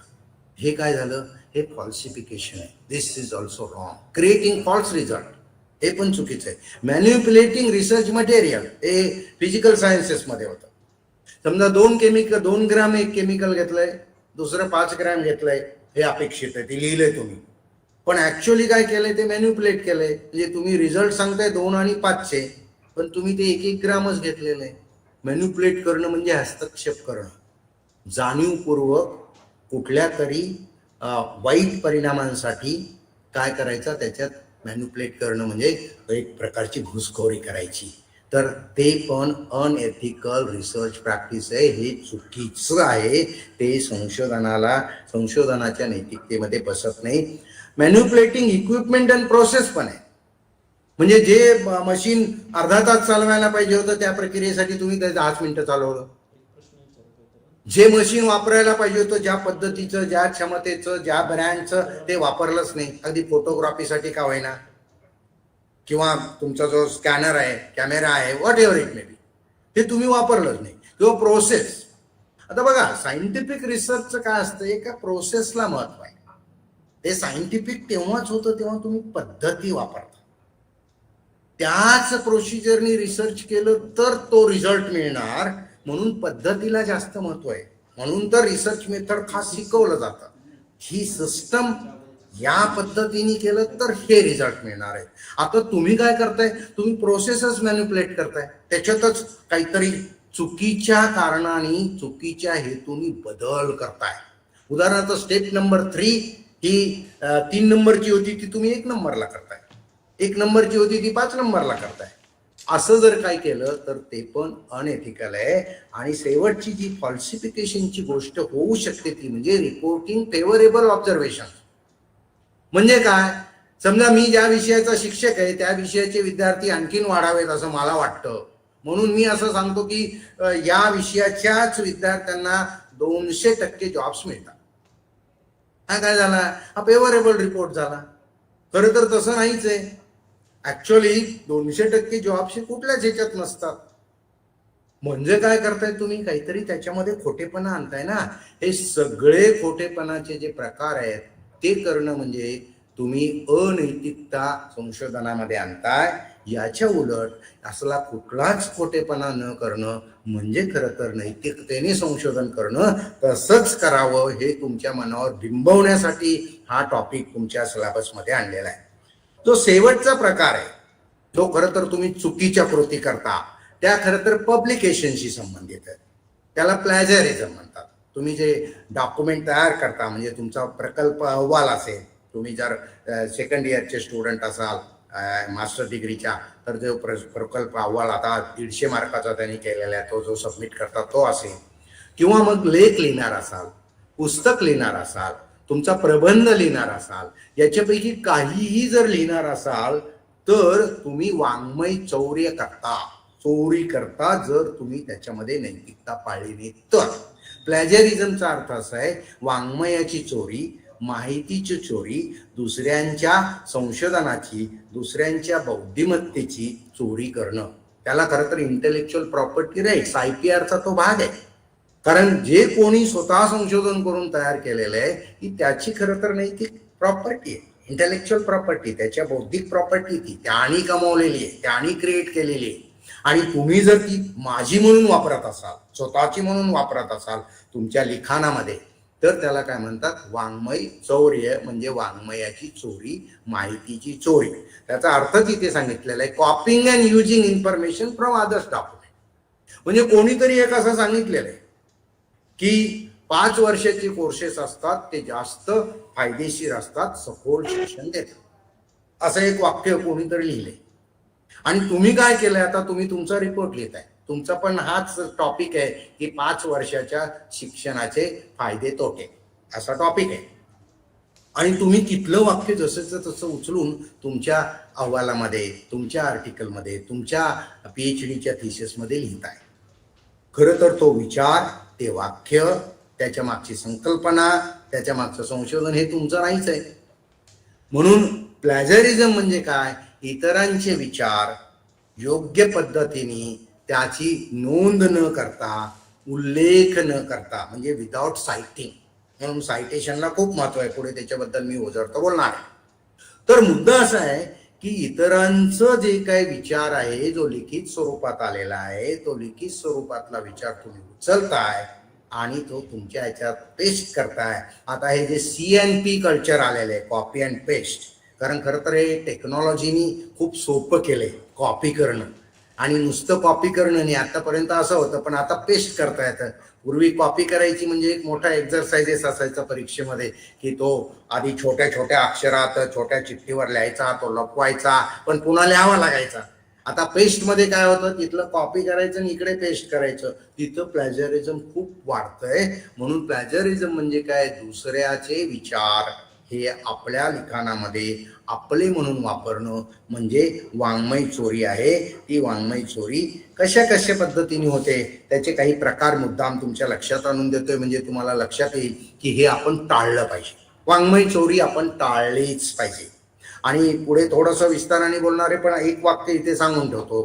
तुम्ही इतरांचे विचार नक्की घ्यावेत, पण ते इतरांचे आहेत हे सायटेशन द्यावं, त्याचा संदर्भ द्यावा, त्याची कंप्लीट बिब्लिओग्राफिकल डिटेल द्यावी, म्हणजे तुमची वाङ्मय चोरीच्या आरोपातून सुटका होते.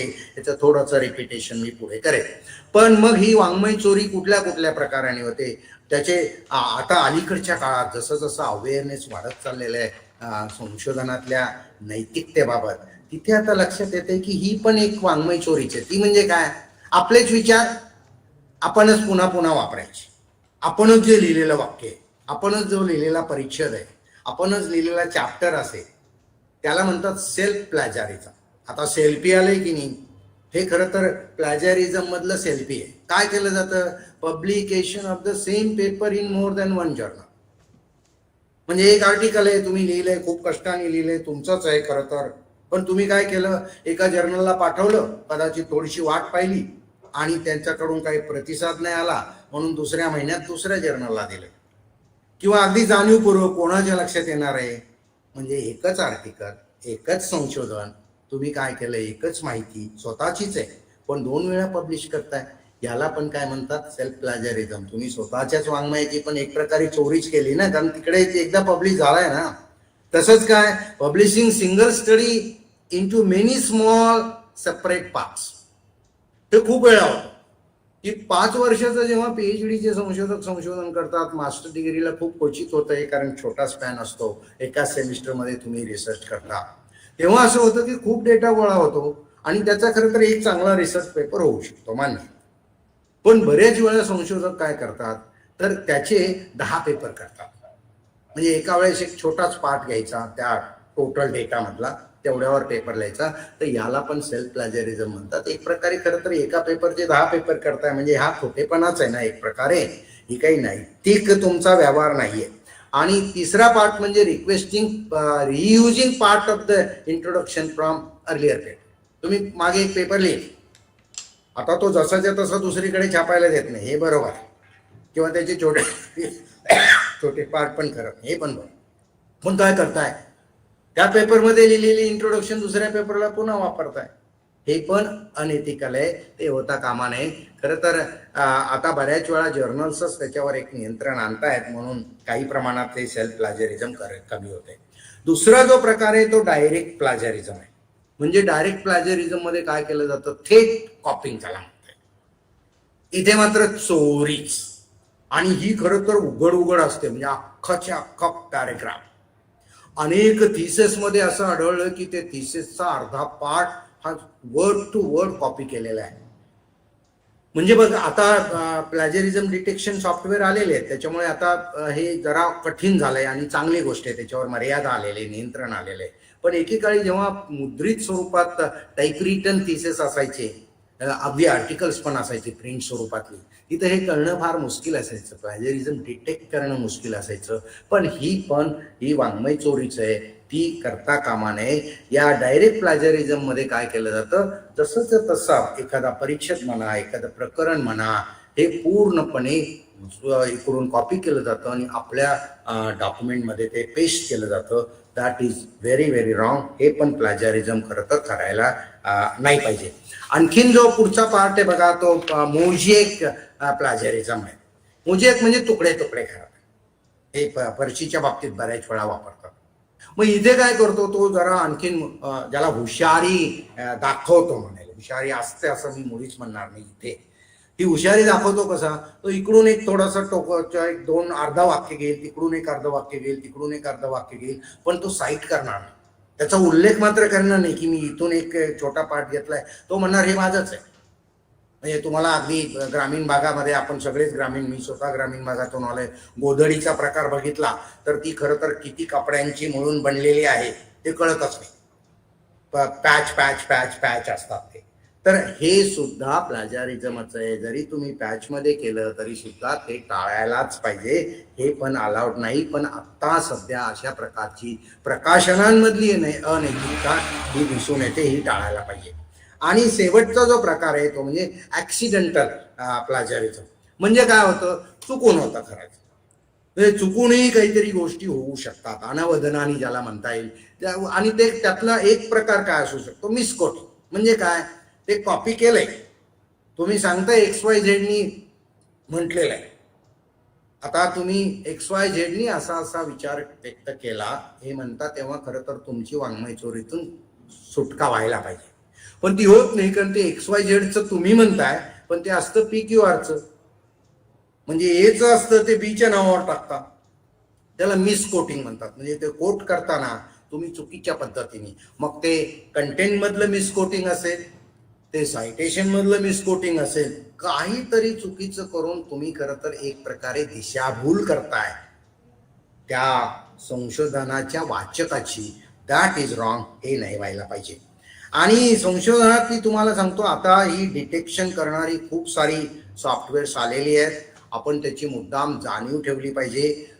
खरं तर याची भीतीच वाटली पाहिजे. जसं आता प्रत्येक ठिकाण इमारतीमध्ये आणि सार्वजनिक ठिकाणी लिहिलेलं असतं बघा, यू आर अंडर सर्वेलन्स. तुम्ही CCTVच्या कॅमेऱ्याच्या देखरेखीखाली आहात म्हटलं की आपण लगेच जागरूक होतो. आता मला मुद्दाम तुम्हाला सर्वांना सांगायचं आहे की प्लॅजरिझम आत्ता तपासणं, शोधणं हे खूप सोपं झालेलं आहे. डिटेक्ट करणं ज्याला म्हणता येईल, कारण सॉफ्टवेअर्स आलेली आहेत आणि ती बरीचशी मोफत सुद्धा. प्रकाशक आवर्जून त्याची जाणीव घेतात, म्हणून आपण ते टाळायला पाहिजे. म्हणजे नैतिकता का आणायला पाहिजे, अनैतिकता का टाळायला पाहिजे म्हटलं तर हे कंपल्शन आहे. बेटर बी अवेअर ज्याला म्हणता येईल, ह्या तो भाग आहे. लेखनामधली आणखीन एक जी अनएथिकल पार्ट असू शकते, जेव्हा तुम्ही पेपर छापता, त्याच्यामधली काय काय असते बघा. तो एक आहे, त्याच्यात खरं तर लेखकांचेच प्रकार म्हटलेले आहेत. एक घोस्ट ऑथर म्हटलेले आहे. घोस्ट ऑथर म्हणजे काय, तो खरं तर स्वतः त्यांनी कॉन्ट्रीब्यूट केलेलं असतं, त्यांनी काहीतरी त्या संशोधनामध्ये सहभाग दिलेला असतो, मदत केलेली असते, पण त्याचं नाव काय केलं जातं, त्याचं क्रेडिट त्याला दिलं जात नाही. म्हणजे तो खरं तर प्रत्यक्ष संशोधक असतो पण लेखक म्हणून दिसत नाही, म्हणून त्याला म्हणतात घोस्ट ऑथर, कारण त्याचं नावच येत नाही कुठे.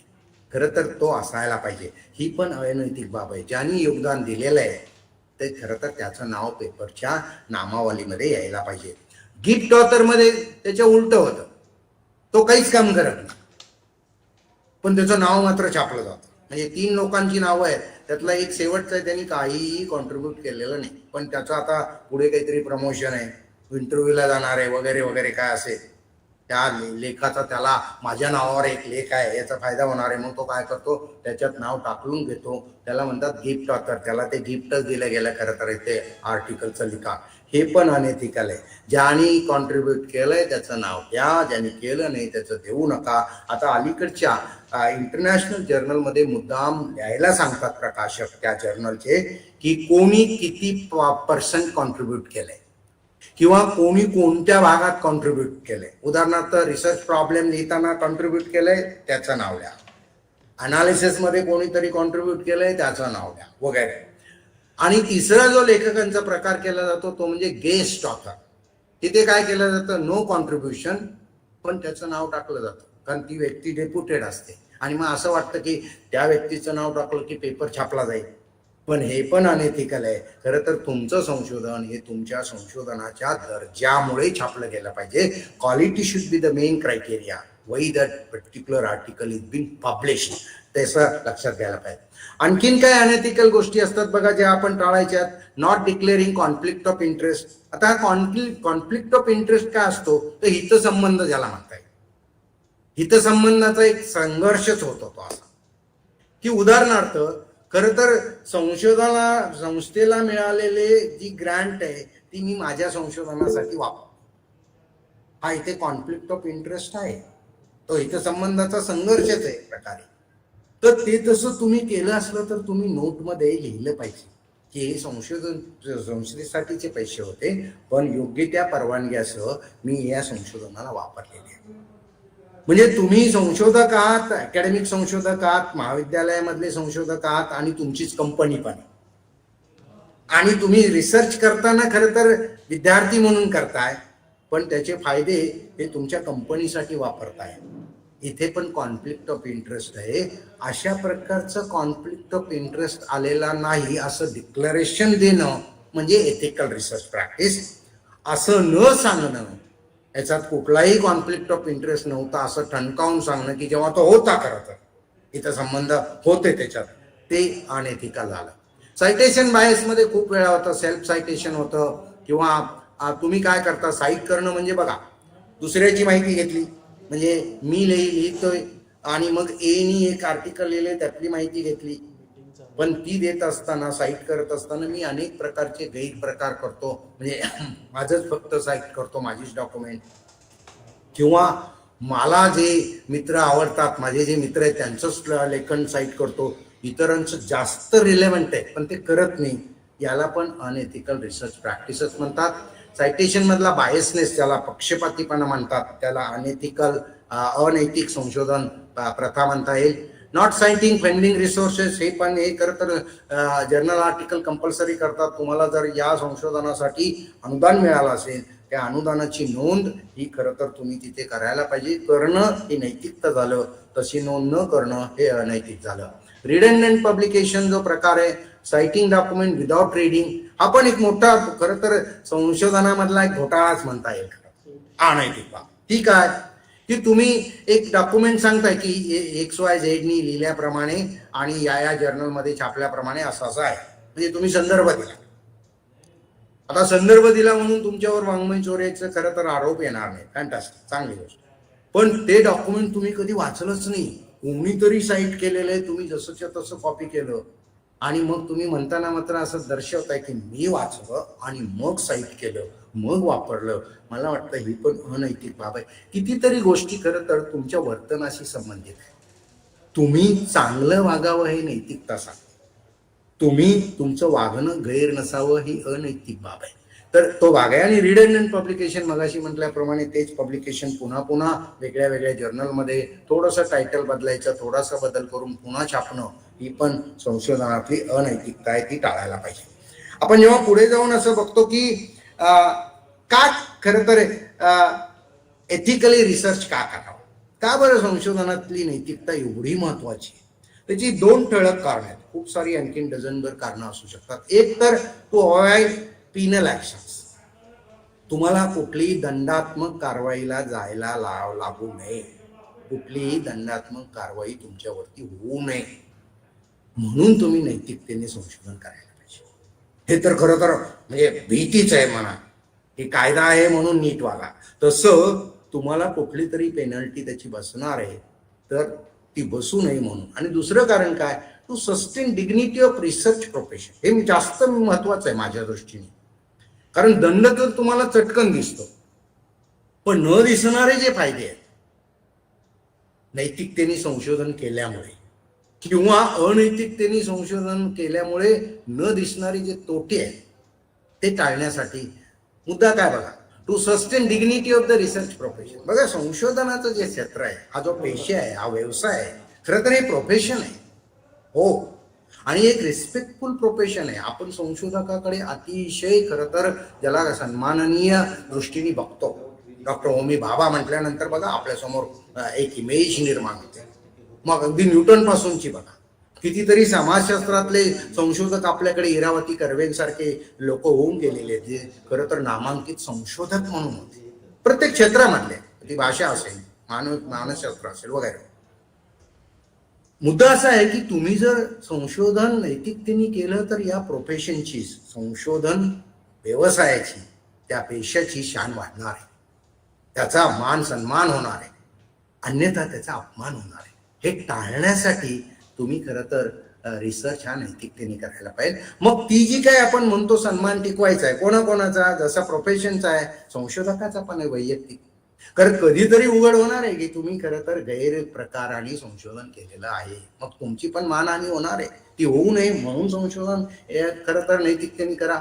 तुमचा गाईडचा पण प्रश्न येतो, अगदी मास्टर डिग्रीचा का प्रोजेक्ट असेल, पण जर विद्यार्थ्यांनी काही त्या अनएथिकल पद्धतीने संशोधन केलं असेल, डेटा चुकीचा नोंदवला, चुकीचं इंटरप्रिटेशन केलं, चुकीची सायटेशन दिली, इतरांचं घेतलं ते साईटच केलं नाही, तर एक प्रकारे तुमची बदनामी होणार आहे, पण त्याचबरोबर तुमच्या मार्गदर्शकाची पण होणार आहे. खरं तर हे काही नैतिक नाहीये, हे अनैतिकच आहे. हे टाळण्यासाठी आणि मग पुढे पुढे जाऊन मग तुम्ही ज्या कुठल्या संस्थेत शिकलात, XYZ कॉलेजमध्ये शिकलात, त्यांचं पण खरं तर एक प्रकारे डिसरिस्पेक्ट होणार आहे. विद्यापीठ असेल, एखादी रिसर्च इन्स्टिट्यूट असेल आणि अगदी राष्ट्र असेल. बघा, पुढे पुढे जर असं व्हायला लागलं की या राष्ट्रामधलं संशोधन हे अनैतिकच आहे, तर त्या राष्ट्राचा पण एक प्रकारे खरं तर सन्मान राहणार नाही का. बघा, म्हणजे असं आहे की तुमच्या एका चुकीच्या अनैतिक पद्धतीने केलेल्या संशोधनाच्या एका कृतीमुळे एवढ्या एजन्सीला नुकसानकारक काहीतरी सहन करावं लागणार आहे, अपमान सहन करावा लागणार आहे. मला असं वाटतं, मला खात्री आहे हे ऐकल्यानंतर तुम्ही ठरवून टाकणार आहात, भले माझा रिसर्च नाही झाला तरी चालेल, पण मी अनैतिकतेने करणार नाहीये तो रिसर्च, मी नैतिकतेनेच रिसर्च करणार. ही मानसिकता निर्माण करणं खरं तर या व्याख्यानाचं मूळ प्रयोजन आणि तुमच्या त्या पेपरचं मूळ प्रयोजन या पद्धतीचं आहे. आणि मग तरी पण समजा काही महाभागांना वाटलं, खरं तर आपल्या संपूर्ण मानवी जमातीमध्ये असे महाभाग खूप आहेत की जे कुठल्याच चौकटीला मानणारे नसतात. किंबहुना त्यांना चौकट म्हणजे अडचणच वाटते. ही नैतिकता ही चौकट आहे ऍक्च्युअली. त्या चौकटीत राहून काम केलं की उत्तम, बाहेर गेलात की वाईट. मग तरी पण असे महाभाग असतील ते म्हणाले की नाही आम्हाला हे काही पाळायचं नाही नैतिकता, तर मग काय काय होऊ शकतं ते पुढच्या पीपीटी मध्ये बघा. ही सगळी त्याचे कॉन्सिक्वेन्सेस म्हणजे परिणाम ते भोगावे लागतील. काय काय? रिट्रीटिंग पेपर, मगाशी मी म्हणालो तसं तुमचं जर्नल एखाद्या अगदी नामांकित जर्नल्समध्ये आर्टिकल तुमचं छापलं गेलं, खूप चांगली सायटेशन मिळाली, तुमचा एच इंडेक्स खूप वाढला, हाय इम्पॅक्ट फॅक्टर जर्नलमध्ये तुम्ही छापलेलं आहे ते आर्टिकल, फॅन्टास्टिक, आणि म्हणून तुम्हाला अभिमान वाटतो. माझं एक आर्टिकल इंग्लंडमधल्या एका जर्नलमध्ये छापलं गेलं की जे आमच्या क्षेत्रातलं एक नामांकित जर्नल आहे, द इलेक्ट्रॉनिक लायब्ररी, आणि मला अभिमान आहे. पण कसं होईल बघा, तो पेपर काढून टाकला तर त्याच्यातून नक्कीच वाईट वाटेल ना. तर ही भीती आहे, लक्षात घ्या. तुमचं चुकीचं संशोधन जेव्हा कधी लक्षात येईल, आता खरं तर 25 वर्षापूर्वीची संशोधन केलेली छापलेले पेपर काढून टाकले जातात, ही फॅक्ट आहे. आता एक स्वतंत्र वेबसाईटच आहे त्या रिट्रीटेड पेपरची, त्याच्यावर नावच येत आहेत. किती अपमानकारक आहे बघा जर त्या यादीत आपलं नाव आलं तर. म्हणून हा त्याचा परिणाम आहे. अनएथिकल रिसर्च प्रॅक्टिसचा पब्लिकेशन मध्ये अनएथिकल प्रॅक्टिसेस असतील तर. दुसरं काय? डिसमिसल्स. काय होऊ शकतं? तुमची नोकरी पण जाऊ शकते.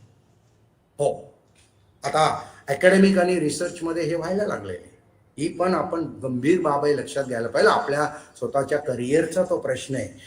ते तिसरा परिणाम काय होतो बघा, कॉलिंग बॅक डिग्रीज. हो, म्हणजे आता UGC आणि त्या विद्यापीठात ती PhD ची डिग्री परत घेत आहे का? तर आता लक्षात आलं 5 वर्षानंतर की अरे त्याच्यामध्ये डेटा तरी फॅब्रिकेशन होता, फॉल्सिफिकेशन होतं, प्लॅजरिझम होतं, this that an number of unethical practices. तो पण भाग आहे. Loss of dignity of the individual and the society, सगळ्यांचंच खरं तर तो पण एक भाग आहे. तो अप्रत्यक्ष, तो दिसणारा नाही, वरचे 3 मात्र दिसणारे परिणाम आहेत. आणि पेनल्टी. आता UGCनी खरं तर 2018 मध्ये जे रेग्युलेशन आणलेलं आहे प्लॅजरिझम बद्दलचं, विशेषतः ते 10% असेल तर मान्य आहे, चालणार आहे. लेस दॅन 10% म्हणले त्यांनी. त्याच्या पुढचं असेल तर प्रत्येक टप्प्याला वेगळ्या वेगळ्या पेनल्टीज UGCनी प्रत्यक्ष आता अगदी रिसेंट रेग्युलेशन आहे 2018चं त्याच्यामध्ये आणलेलं आहे. मला असं वाटतं ही बाब विचारात घेऊन आपण कोणीच अशा पद्धतीचा विचार करणार नाहीये की प्लॅजरिझम करावं म्हणून. मग मुद्दा असा आहे की एकंदरीतच हे प्लॅजरिझम टाळणं हे जर मला पटलेलं आहे तर ते कसं टाळता येईल, तर त्याचे हे काही मार्ग आहेत. एक पहिला मार्ग असा आहे की तुम्ही इतरांचं घेऊन काहीतरी वाचन साहित्य घेताय, तुमच्या संशोधन अहवालामध्ये ते वापरताय, चांगली गोष्ट आहे. लक्षात घ्या, ते अलाउड आहे ऍक्च्युअली. इतरांचा कंटेंट घेऊन आपल्या रिसर्च पेपरमध्ये, आपल्या प्रोजेक्ट रिपोर्टमध्ये, आपल्या थिसिसमध्ये देणं अलाउड आहे. फक्त काय महत्वाचं आहे, ते इतरांचं आहे हे अॅक्नॉलेज केलं गेलं पाहिजे. तुम्ही ठळकपणे नमूद केलं पाहिजे XYZ यांच्या मतानुसार, यांनी इथे लिहिलेल्या माहितीनुसार, मग आपोआपच सुचलं. पण म्हणून काय, जेव्हा तुम्ही वाचन करता तेव्हाच खरं तर ते नोंदवून घ्या की अरे हे मला हा एक पॅरेग्राफ मधलं किंवा हे वाक्य माझ्या थिसिसमध्ये वापरता येणार आहे. ते वाक्य पण लिहा जसंच्या तसं, आणि त्याचा लेखकाचं नाव, त्या जर्नलचं नाव, त्याचं टायटल, त्याचा वॉल्यूम नंबर, इश्यू नंबर, हे सगळे त्याला काय म्हणतात, बिब्लिओग्राफिकल डिटेल म्हणतात. हे आपले ग्रंथपाल विष्णूजी पवार नीट सांगू शकते. ते एकदा दिलं की आपोआपच काय होणार आहे, आपण प्लॅजरिझम हे अवॉइड करणारे अनैतिक कृत्य आपल्याकडून होणार नाहीये.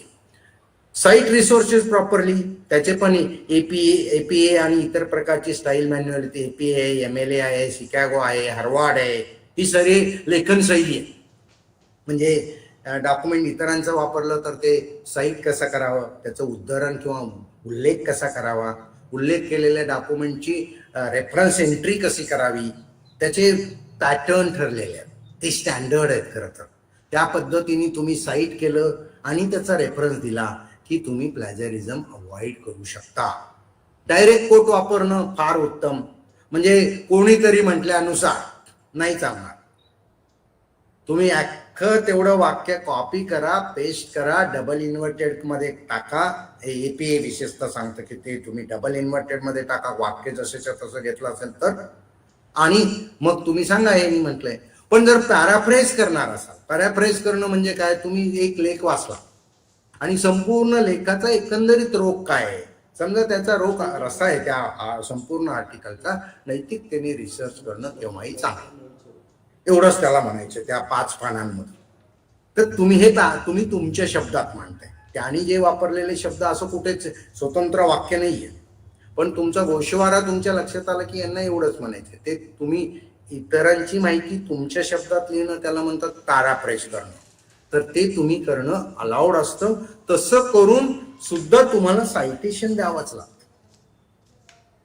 मुद्दा असा आहे की जेव्हा जेव्हा तुम्ही योग्य पद्धतीने डेटा गोळा करता, आता मला हे समारोपाच्या निमित्ताने सांगायचं आहे, डेटा गोळा करण्यामध्ये अगदी रिसर्च टॉपिक निवडण्यामध्ये सुद्धा नैतिकता पाहिजे. तुम्हाला माहिती आहे या टॉपिकवर रिसर्च झालाय, कशाला निवडताय पुन्हा तो, ही अनैतिकच बाब आहे. म्हणून नैतिक बाबी काय त्या सांगतो मी आता. दुसऱ्या सांगितल्या बाहेर, संशोधनाच्या टॉपिक मध्ये डुप्लिकेशन करू नका, उद्दिष्ट मध्ये डुप्लिकेशन करू नका. त्याच्यानंतर तुम्ही जे प्रपोजल तयार करताय त्याच्यामध्ये कुठलाही खोटेपणा आणू नका. सॅम्पल निवडताना कुठलाही गैरप्रकाराने ते निवडू नका. केवळ सोय त्याच्यामध्ये बघू नका, तर त्याच्यामध्ये मेथड येईल हे बघा, त्याला सायंटिफिकनेस येईल, शुद्धता येईल, शास्त्रशुद्धता हे बघा. इंटरप्रिट करत असताना चुकीच्या पद्धतीने करू नका. त्या डेटामधून प्रत्यक्षच काय दिसतंय, काय जाणवतंय ते तुम्ही द्या. म्हणजे तुमच्या इंटरप्रिटेशनमध्ये पण डेटा प्रेझेंट करत असताना सुद्धा तुम्ही जो आहे जसा आहे त्याच्यामध्ये फॅब्रिकेशन, फॉल्सिफिकेशन अजिबात करू नका. आणि इतरांचा डेटा घेतला तर तुम्ही काय करा, त्याचं योग्य पद्धतीने सायटेशन द्या आणि मग त्याचा रेफरन्स द्या. एवढ्या पद्धतीने जेव्हा तुम्ही रिसर्च करता आणि त्याच्यावर आधारित तुमचा प्रकल्प किंवा लेख किंवा प्रबंध लिहिता, या दोन्ही टप्प्यामध्ये नैतिकता अतिशय आवश्यक आहे. नैतिकतेने संशोधन केल्यामुळे, नैतिकतेने प्रकाशन केल्यामुळे जे फायदे होतात ते तुमच्या समोर संक्षिप्तपणे मी मांडण्याचा प्रयत्न केलेला आहे. आपण ऐकून घेतलं त्याच्याबद्दल आपल्याला धन्यवाद. आणि महाविद्यालयाने अर्थातच विष्णूजी पवार आणि प्राचार्य साहेब, IQACचे डायरेक्टर, या सर्वांनीच हा योग जुळवून आणला, त्याच्याबद्दल त्यांचे आभार मानतो आणि थांबतो. धन्यवाद. धन्यवाद सर. खरं तर अतिशय सुंदर आणि सोप्या शब्दामध्ये आपण हा विषय समजावून आमच्या विद्यार्थ्यांना आणि प्राध्यापकांना सांगितलेला आहे. विषय तसा खूप वास्ट होता, परंतु आपण जास्तीत जास्त तो कव्हर करण्याचा या ठिकाणी प्रयत्न केलेला आहे आणि आमच्या विद्यार्थ्यांना तो चांगला समजलेला आहे असं मला या ठिकाणी वाटतं. खरं तर आमचा उद्देश फार लिमिटेड होता की विद्यार्थ्यांनी चांगले मार्क घेऊन परीक्षेमध्ये पास व्हावं. परंतु आपलं लेक्चर ऐकल्याच्या नंतर मला असं वाटतं किंवा हे विद्यार्थी ज्यावेळेस रिसर्चमध्ये, संशोधनामध्ये उतरतील त्यावेळेस निश्चितच आपलं हे व्याख्यान त्यांच्यासाठी मार्गदर्शक ठरणार आहे. आणि भविष्यात ज्या अनावधानाने त्यांच्याकडून चुका होत्या संशोधन करताना, त्या निश्चितच आपल्या या व्याख्यानामुळे त्यांना त्या मार्गदर्शक ठरतील आणि त्या चुका टाळतील ते. खूप खूप धन्यवाद सर. यानंतर काही विद्यार्थ्यांना जर प्रश्न असतील तर आपण सरांना विचारू शकता. सर त्याची निश्चितच उत्तर देतील. काही प्रश्न असतील तर अनम्यूट करा आणि विचारा. कुणाला जर काही शंका असेल तर विचारू शकता. हो, मोस्ट वेलकम.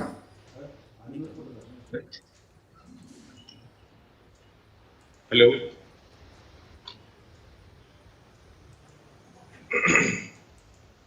अजूनही काही माहिती पाहिजे असेल, विचारायची असेल तर विचारू शकता. विद्यार्थ्यांना सूचना आहे, त्यांनी त्यांच्या काही शंका असतील तर त्या सरांसोबत डिस्कस कराव्यात. अगदी आवर्जून आवर्जून.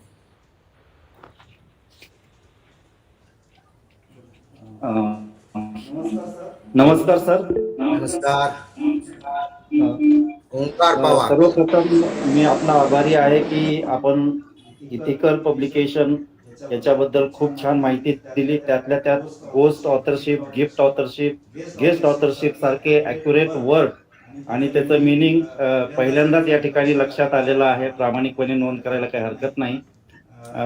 सर, तुम्ही टॉपिक एक्सप्लेन करत असताना फॅब्रिकेशन आणि फाल्सिफिकेशन ह्या दोन गोष्टी सांगत असताना मला कुठंतरी असं वाटलं की रिपोर्टिंग फेवरेबल ऑब्झर्वेशन हे फॅब्रिकेशन मधला प्रकार असू शकतो.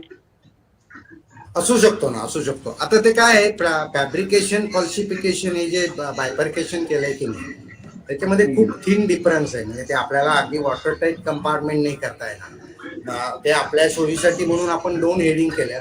पण मूळ मुद्दा असा आहे की बायस्ड ऑब्झर्वेशन सादर करणं, ज्याला आपण म्हणतो फेवरेबल ऑब्झर्वेशन, हे तो कुठल्या कॅटेगरीत टाकला हे आपण थोडं बाजूला जरी ठेवलं तरी मूळ मुद्दा हा राहतोच की आपण आपल्या सोयीची निरीक्षणं फक्त संशोधनात नोंदवणं हे खरं तर अनएथिकल. म्हणजे मला असं लक्षात येतंय की माझ्या ऑफिसमधला स्टाफ हा खरं तर खूप वेळा पंक्च्युअल नसतो. म्हणजे तो 10 येणं अपेक्षित असतं, पण तो बऱ्याच वेळा 11, 11:30, 12 पर्यंत येतो. पण ते माझे रोजचे सहकारी आहे आणि मी संशोधन करतो, मी त्यांचा बॉस पण आहे. आता मी काय करतो, नको त्यांच्याशी वाईटपणा म्हणून काय करतो, फेवरेबल काय आहे तर ते सर्वचे सर्व स्टाफ रोज 10 वाजता येतं. आता हे जे रिपोर्टिंग आहे ना, हे फेवरेबल रिपोर्टिंग आहे की मला फायदेशीर आहे, तर ते अनैतिक आहे. Thank you sir. सर, सेल्फ प्लॅगरिझम मध्ये मशीनद्वारे प्लॅगरिझम चेक केलं जातं. खरं तर हे चांगली गोष्ट आहे, थोडंसं पेनॉल्टी वगैरे. पण सेल्फ प्लॅगरिझम त्या बाबतीमध्ये जेव्हा आपला एखादा रिसर्च क्लिअर राहतो तेव्हा तुमचा एक मोड ऑफ रायटिंग राहते, एक रायटिंग मोड राहतो, तुम्ही स्वतःच्या लिखाणाची एक शैली राहते. आणि त्यामुळे 30% 40% मशीन त्या ठिकाणी ऍक्च्युअली त्याच्यामध्ये कुठलं प्लॅगरिझम नसतं. तुमच्या अर्लियर कंटेंट बरोबर किंवा तुमच्या रायटिंग प्रॅक्टिसेस सेम असल्यामुळे लँग्वेज वगैरे हे सेल्फ प्लॅगरिझम दाखवतं. अशा स्थितीमध्ये या गोष्टी संशोधन झालं पाहिजे किंवा विचारमंथन झालं पाहिजे असं मला वाटतं. मला वाटतं तुमचा विचार अतिशय रास्त आहे. त्याचं कारण सांगतो तुम्हाला. मुळात काय आहे, प्लॅजरिझम डिटेक्शन सॉफ्टवेअर जी आहेत ना, ती फार मेकॅनिकल पद्धतीने डिटेक्शन करतात. त्याचं एक उदाहरण सांगतो की समजा पुणे विद्यापीठाशी संबंधित काहीतरी रिसर्च आहे आणि मग आता पुणे विद्यापीठ हे त्या रिसर्चमध्ये टायटल पासून येतं. खरं टायटलमध्ये येतं, मग ते खाली डिपार्टमेंटच्या नावामध्ये येतं, संशोधकाच्या नावाखाली येतं, मार्गदर्शकाच्या नावाखाली येतं. आणि मग ते काय करतं, फक्त ते शब्द मोजतं किती वेळा तेच आलंय. आणि मग ते असं म्हणतं की हे तर दुसरीकडे आलेलं आहे म्हणून तो कॉपी पेस्ट दाखवतो तो. तर तुमचा मुद्दा अगदी बरोबर आहे की काय होतंय की इथे व्हायला काय पाहिजे, मंथन या अनुषंगाने व्हायला पाहिजे. आमचं पण ते प्रामाणिक मत आहे ॲज अ रिसर्चर म्हणून, ते असं की मुळात ट्रस्ट जो पाहिजे ना तो गाईडवर पाहिजे, आधी संशोधकावरच पाहिजे. नेक्स्ट लेअरला कोणावर पाहिजे तर मार्गदर्शकांनी हे पाहिलंय की याच्यावर नाहीये प्लॅजरिझम, कारण जे काही नोंदवलंय त्यांनी ते मी पाहिलेलं आहे, ते तिथे आवश्यकच होतं तेवढंच घेतलेलं आहे. बाकी हे जे मेकॅनिकल पद्धतीने काउंट केलं जातं ना की त्याला ते प्लॅजरिझम, मग आता त्याच्यामध्ये ते काढून टाकण्याची सोय आहे जे साईट केले. पण आता मेकॅनिकल काय होतंय बघा, साईट केलेलं पण तो खरं तर कॉपी पेस्ट दाखवतो. साईट केलेलं कॉपी पेस्ट यायला नाही पाहिजे, मग ते रिमूव्ह करता येतो तो भाग वेगळा. तर तुमचा मुद्दा अगदी रास्त आहे की याच्यावर मंथन व्हायला पाहिजे. दुसरी गोष्ट अशी आहे की तुम्ही जो एक मुद्दा मांडला तो पण बरोबर आहे की लेखन शैली ही ज्याची त्याची वेगळी वेगळी असते. दरवेळेस ते पॅराफ्रेज आहे आणि कॉपिंगच आहे असं म्हणणं चालणार नाही.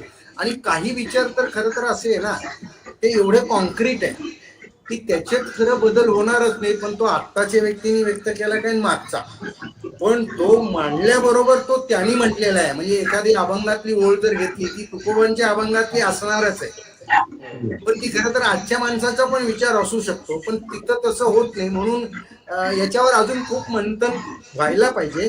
आणि हे जे अतिशय मेकॅनिकल पद्धतीने प्लॅजरिझम डिटेक्शन होतं की नाही, ते सॉफ्टवेअर मध्ये टाकलं, सॉफ्टवेअर काही बघत नाही, फक्त वर्ड टू वर्ड, म्हणून ते सिमिलॅरिटी रिपोर्ट, त्याचं रिपोर्टचं नावच आहे सिमिलॅरिटी. ज्याला तोच तोच तोच शब्द पुन्हा पुन्हा दिसला आणि तो आधीच्या कुठल्या तरी डॉक्युमेंट मध्ये आलेला असला की तो सांगतो. म्हणजे इव्हन ज्या लोकांनी सहज म्हणून प्लॅजरिझम डिटेक्शनला त्यांचं थिसिस दिला, आर्टिकल दिलं आणि खूप आलं म्हणून पुन्हा तपासायला गेले तर तो 100% दाखवतो.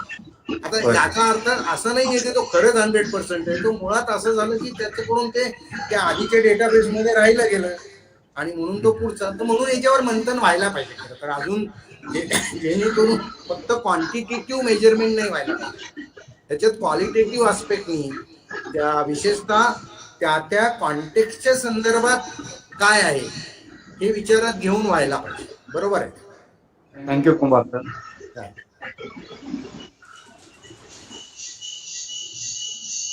आणखी कुणाला काही प्रश्न असतील तर विद्यार्थ्यांमधून विचारले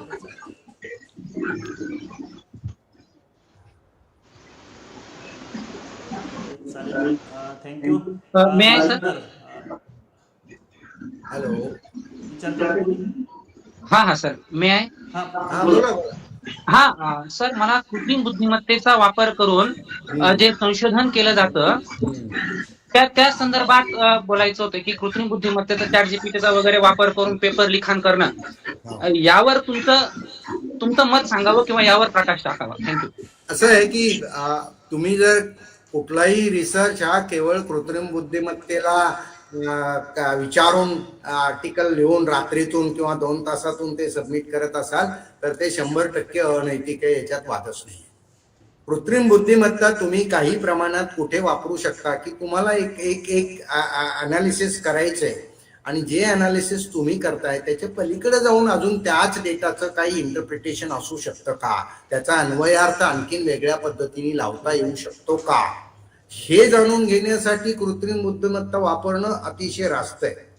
पण अगदी समजा तुम्ही सांगितलं की मला ग्रंथालयामध्ये AI ऍप्लिकेशन कसं करता येईल याच्यावरचा लेख लिहून द्या असं म्हटलं की तो इंट्रोडक्शन, मेथडॉलॉजी हे सगळं वापरून समजा लिहित असेल आणि आपण दुसऱ्या दिवशी जाऊन कॉन्फरन्समध्ये तो सादर करत असो किंवा त्या कॉन्फरन्स वॉल्यूम मध्ये छापला जात असेल, तर मला वाटतं आता असं म्हणतात लोक, मी कधी त्या बाबतीत अजून त्याचा वापरच केलेला नाही कारण ती लागणच लागायला नको असं माझं प्रामाणिक मत आहे. तर असं करणं हे 100% खरं तर अनैतिकल आहे. आता लोक त्या त्या कारणासाठी वापरतात, कदाचित एखादं ब्राउशर तयार करायचंय, कॉन्फरन्सचं इन्व्हिटेशन लेटर तयार करायचंय, तिथं वापरलं तर त्याच्यात काही गैर नाही.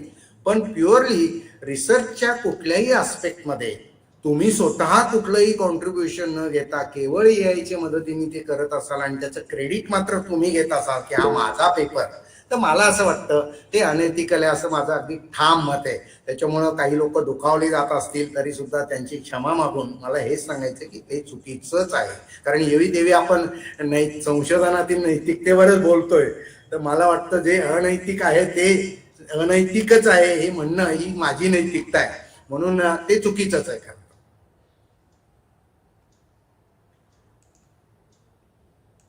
अर्थातच एक छोटासा भाग मी आवर्जून ऍड करेल. आय डोंट मीन की AI अजिबात वापरू नये, त्या त्या कारणासाठी जिथं कुठे त्याचा एथिकल कॉन्टेक्स्ट मध्ये वापर होणार असेल तर तो आपण आवर्जून करावा, पण त्याचा कुठलाही जर अनैतिकतेकडे बाजू जाणार असेल तर आपण तो टाळायलाच पाहिजे. Thank you sir. यानंतर आपण या कार्यक्रमाच्या शेवटाकडे जातोय. आम्ही रिसर्च सेलचे कोऑर्डिनेटर डॉक्टर DB मुळे सरांना विनंती करतो की आपण या कार्यक्रमाचं आभार प्रदर्शन करावं.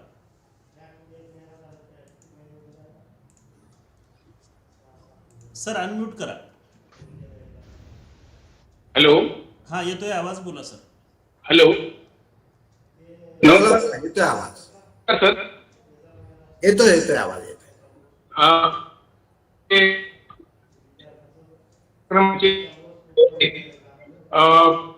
प्रोफेसर राजेंद्र कुंभार sir, x faculty Savitribai Phule Pune विद्यापीठ पुणे. सर, आपण आमच्या विद्यार्थ्यांना खूप सखोल असे मार्गदर्शन केलेलं आहे. आताच आपल्या डिस्कशन मध्ये आलं की काही जे शब्द होते, जसं गिफ्ट ऑथर आहे, गेस्ट ऑथर आहे, अशा प्रकारचे जे नाविन्यपूर्ण शब्द होते किंवा अशी जी माहिती विथ एक्झाम्पल तुम्ही आमच्या विद्यार्थ्यांना दिली, खूप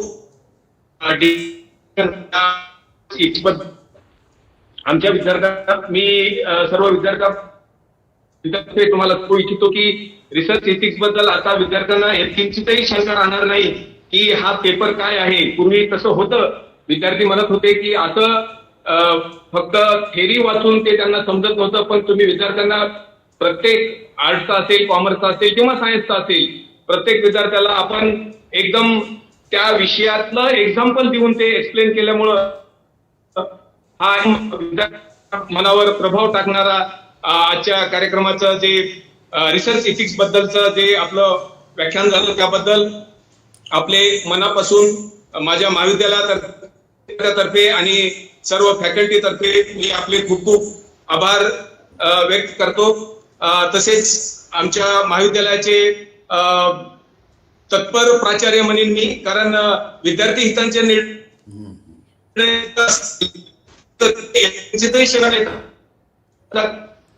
त्यामुळं ह्या कार्यक्रम सक्सेस कार्यक्रम झाला त्याबद्दल महाविद्यालयाचे प्राचार्य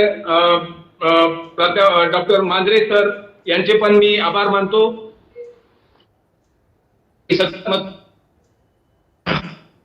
ITOC doctor VM Pawar sir यांचे खरं तर खूप अनुभवी आणि एकदम ह्या रिसर्च मधले बरेच उन्हाळे पावसाळे बघितलेले असे अनुभवी प्राध्यापक मिळवून दिल्याबद्दल त्यांचे पण खूप खूप आभार. आणि अध्यक्षाच्या वतीने हा कार्यक्रम इथेच संपला असे जाहीर करून सर्वांचा प्राध्यापक, विद्यार्थी या सर्वांचे आभार मानतो. जय हिंद, जय महाराष्ट्र. थँक्यू. धन्यवाद मुळे सर. त्याचबरोबर वेगवेगळ्या महाविद्यालयातील बरेचसे प्राध्यापक मित्र आमचे या ठिकाणी जॉईन झालेले, त्यांचेही आभार. त्याचबरोबर ग्रंथपाल पण, कारण मी स्टेटसला फोटो ठेवला होता आपल्या फ्लायरचा, तर बरेचसे विद्यार्थी आणि प्राध्यापक पण म्हणाले सर आम्हाला लिंक पाठवा. त्यामुळं मी त्यांना पण लिंक शेअर केली होती, तेही जॉईन झाले होते. सर्वांचेच मनपूर्वक आभार व्यक्त करून हा कार्यक्रम या ठिकाणी संपन्न झाला. धन्यवाद.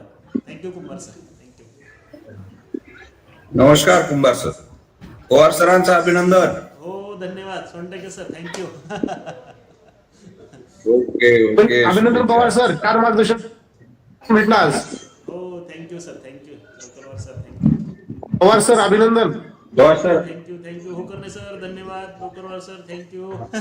अभिनंदन. थँक्यू. Okay sir. हा सेशन मी रेकॉर्ड केलेला आहे, याची लिंक मी आपल्या सर्वांना पाठवेन, म्हणजे आणखी विद्यार्थ्यांना याचा फायदा होईल. Okay sir. ठीक आहे सर.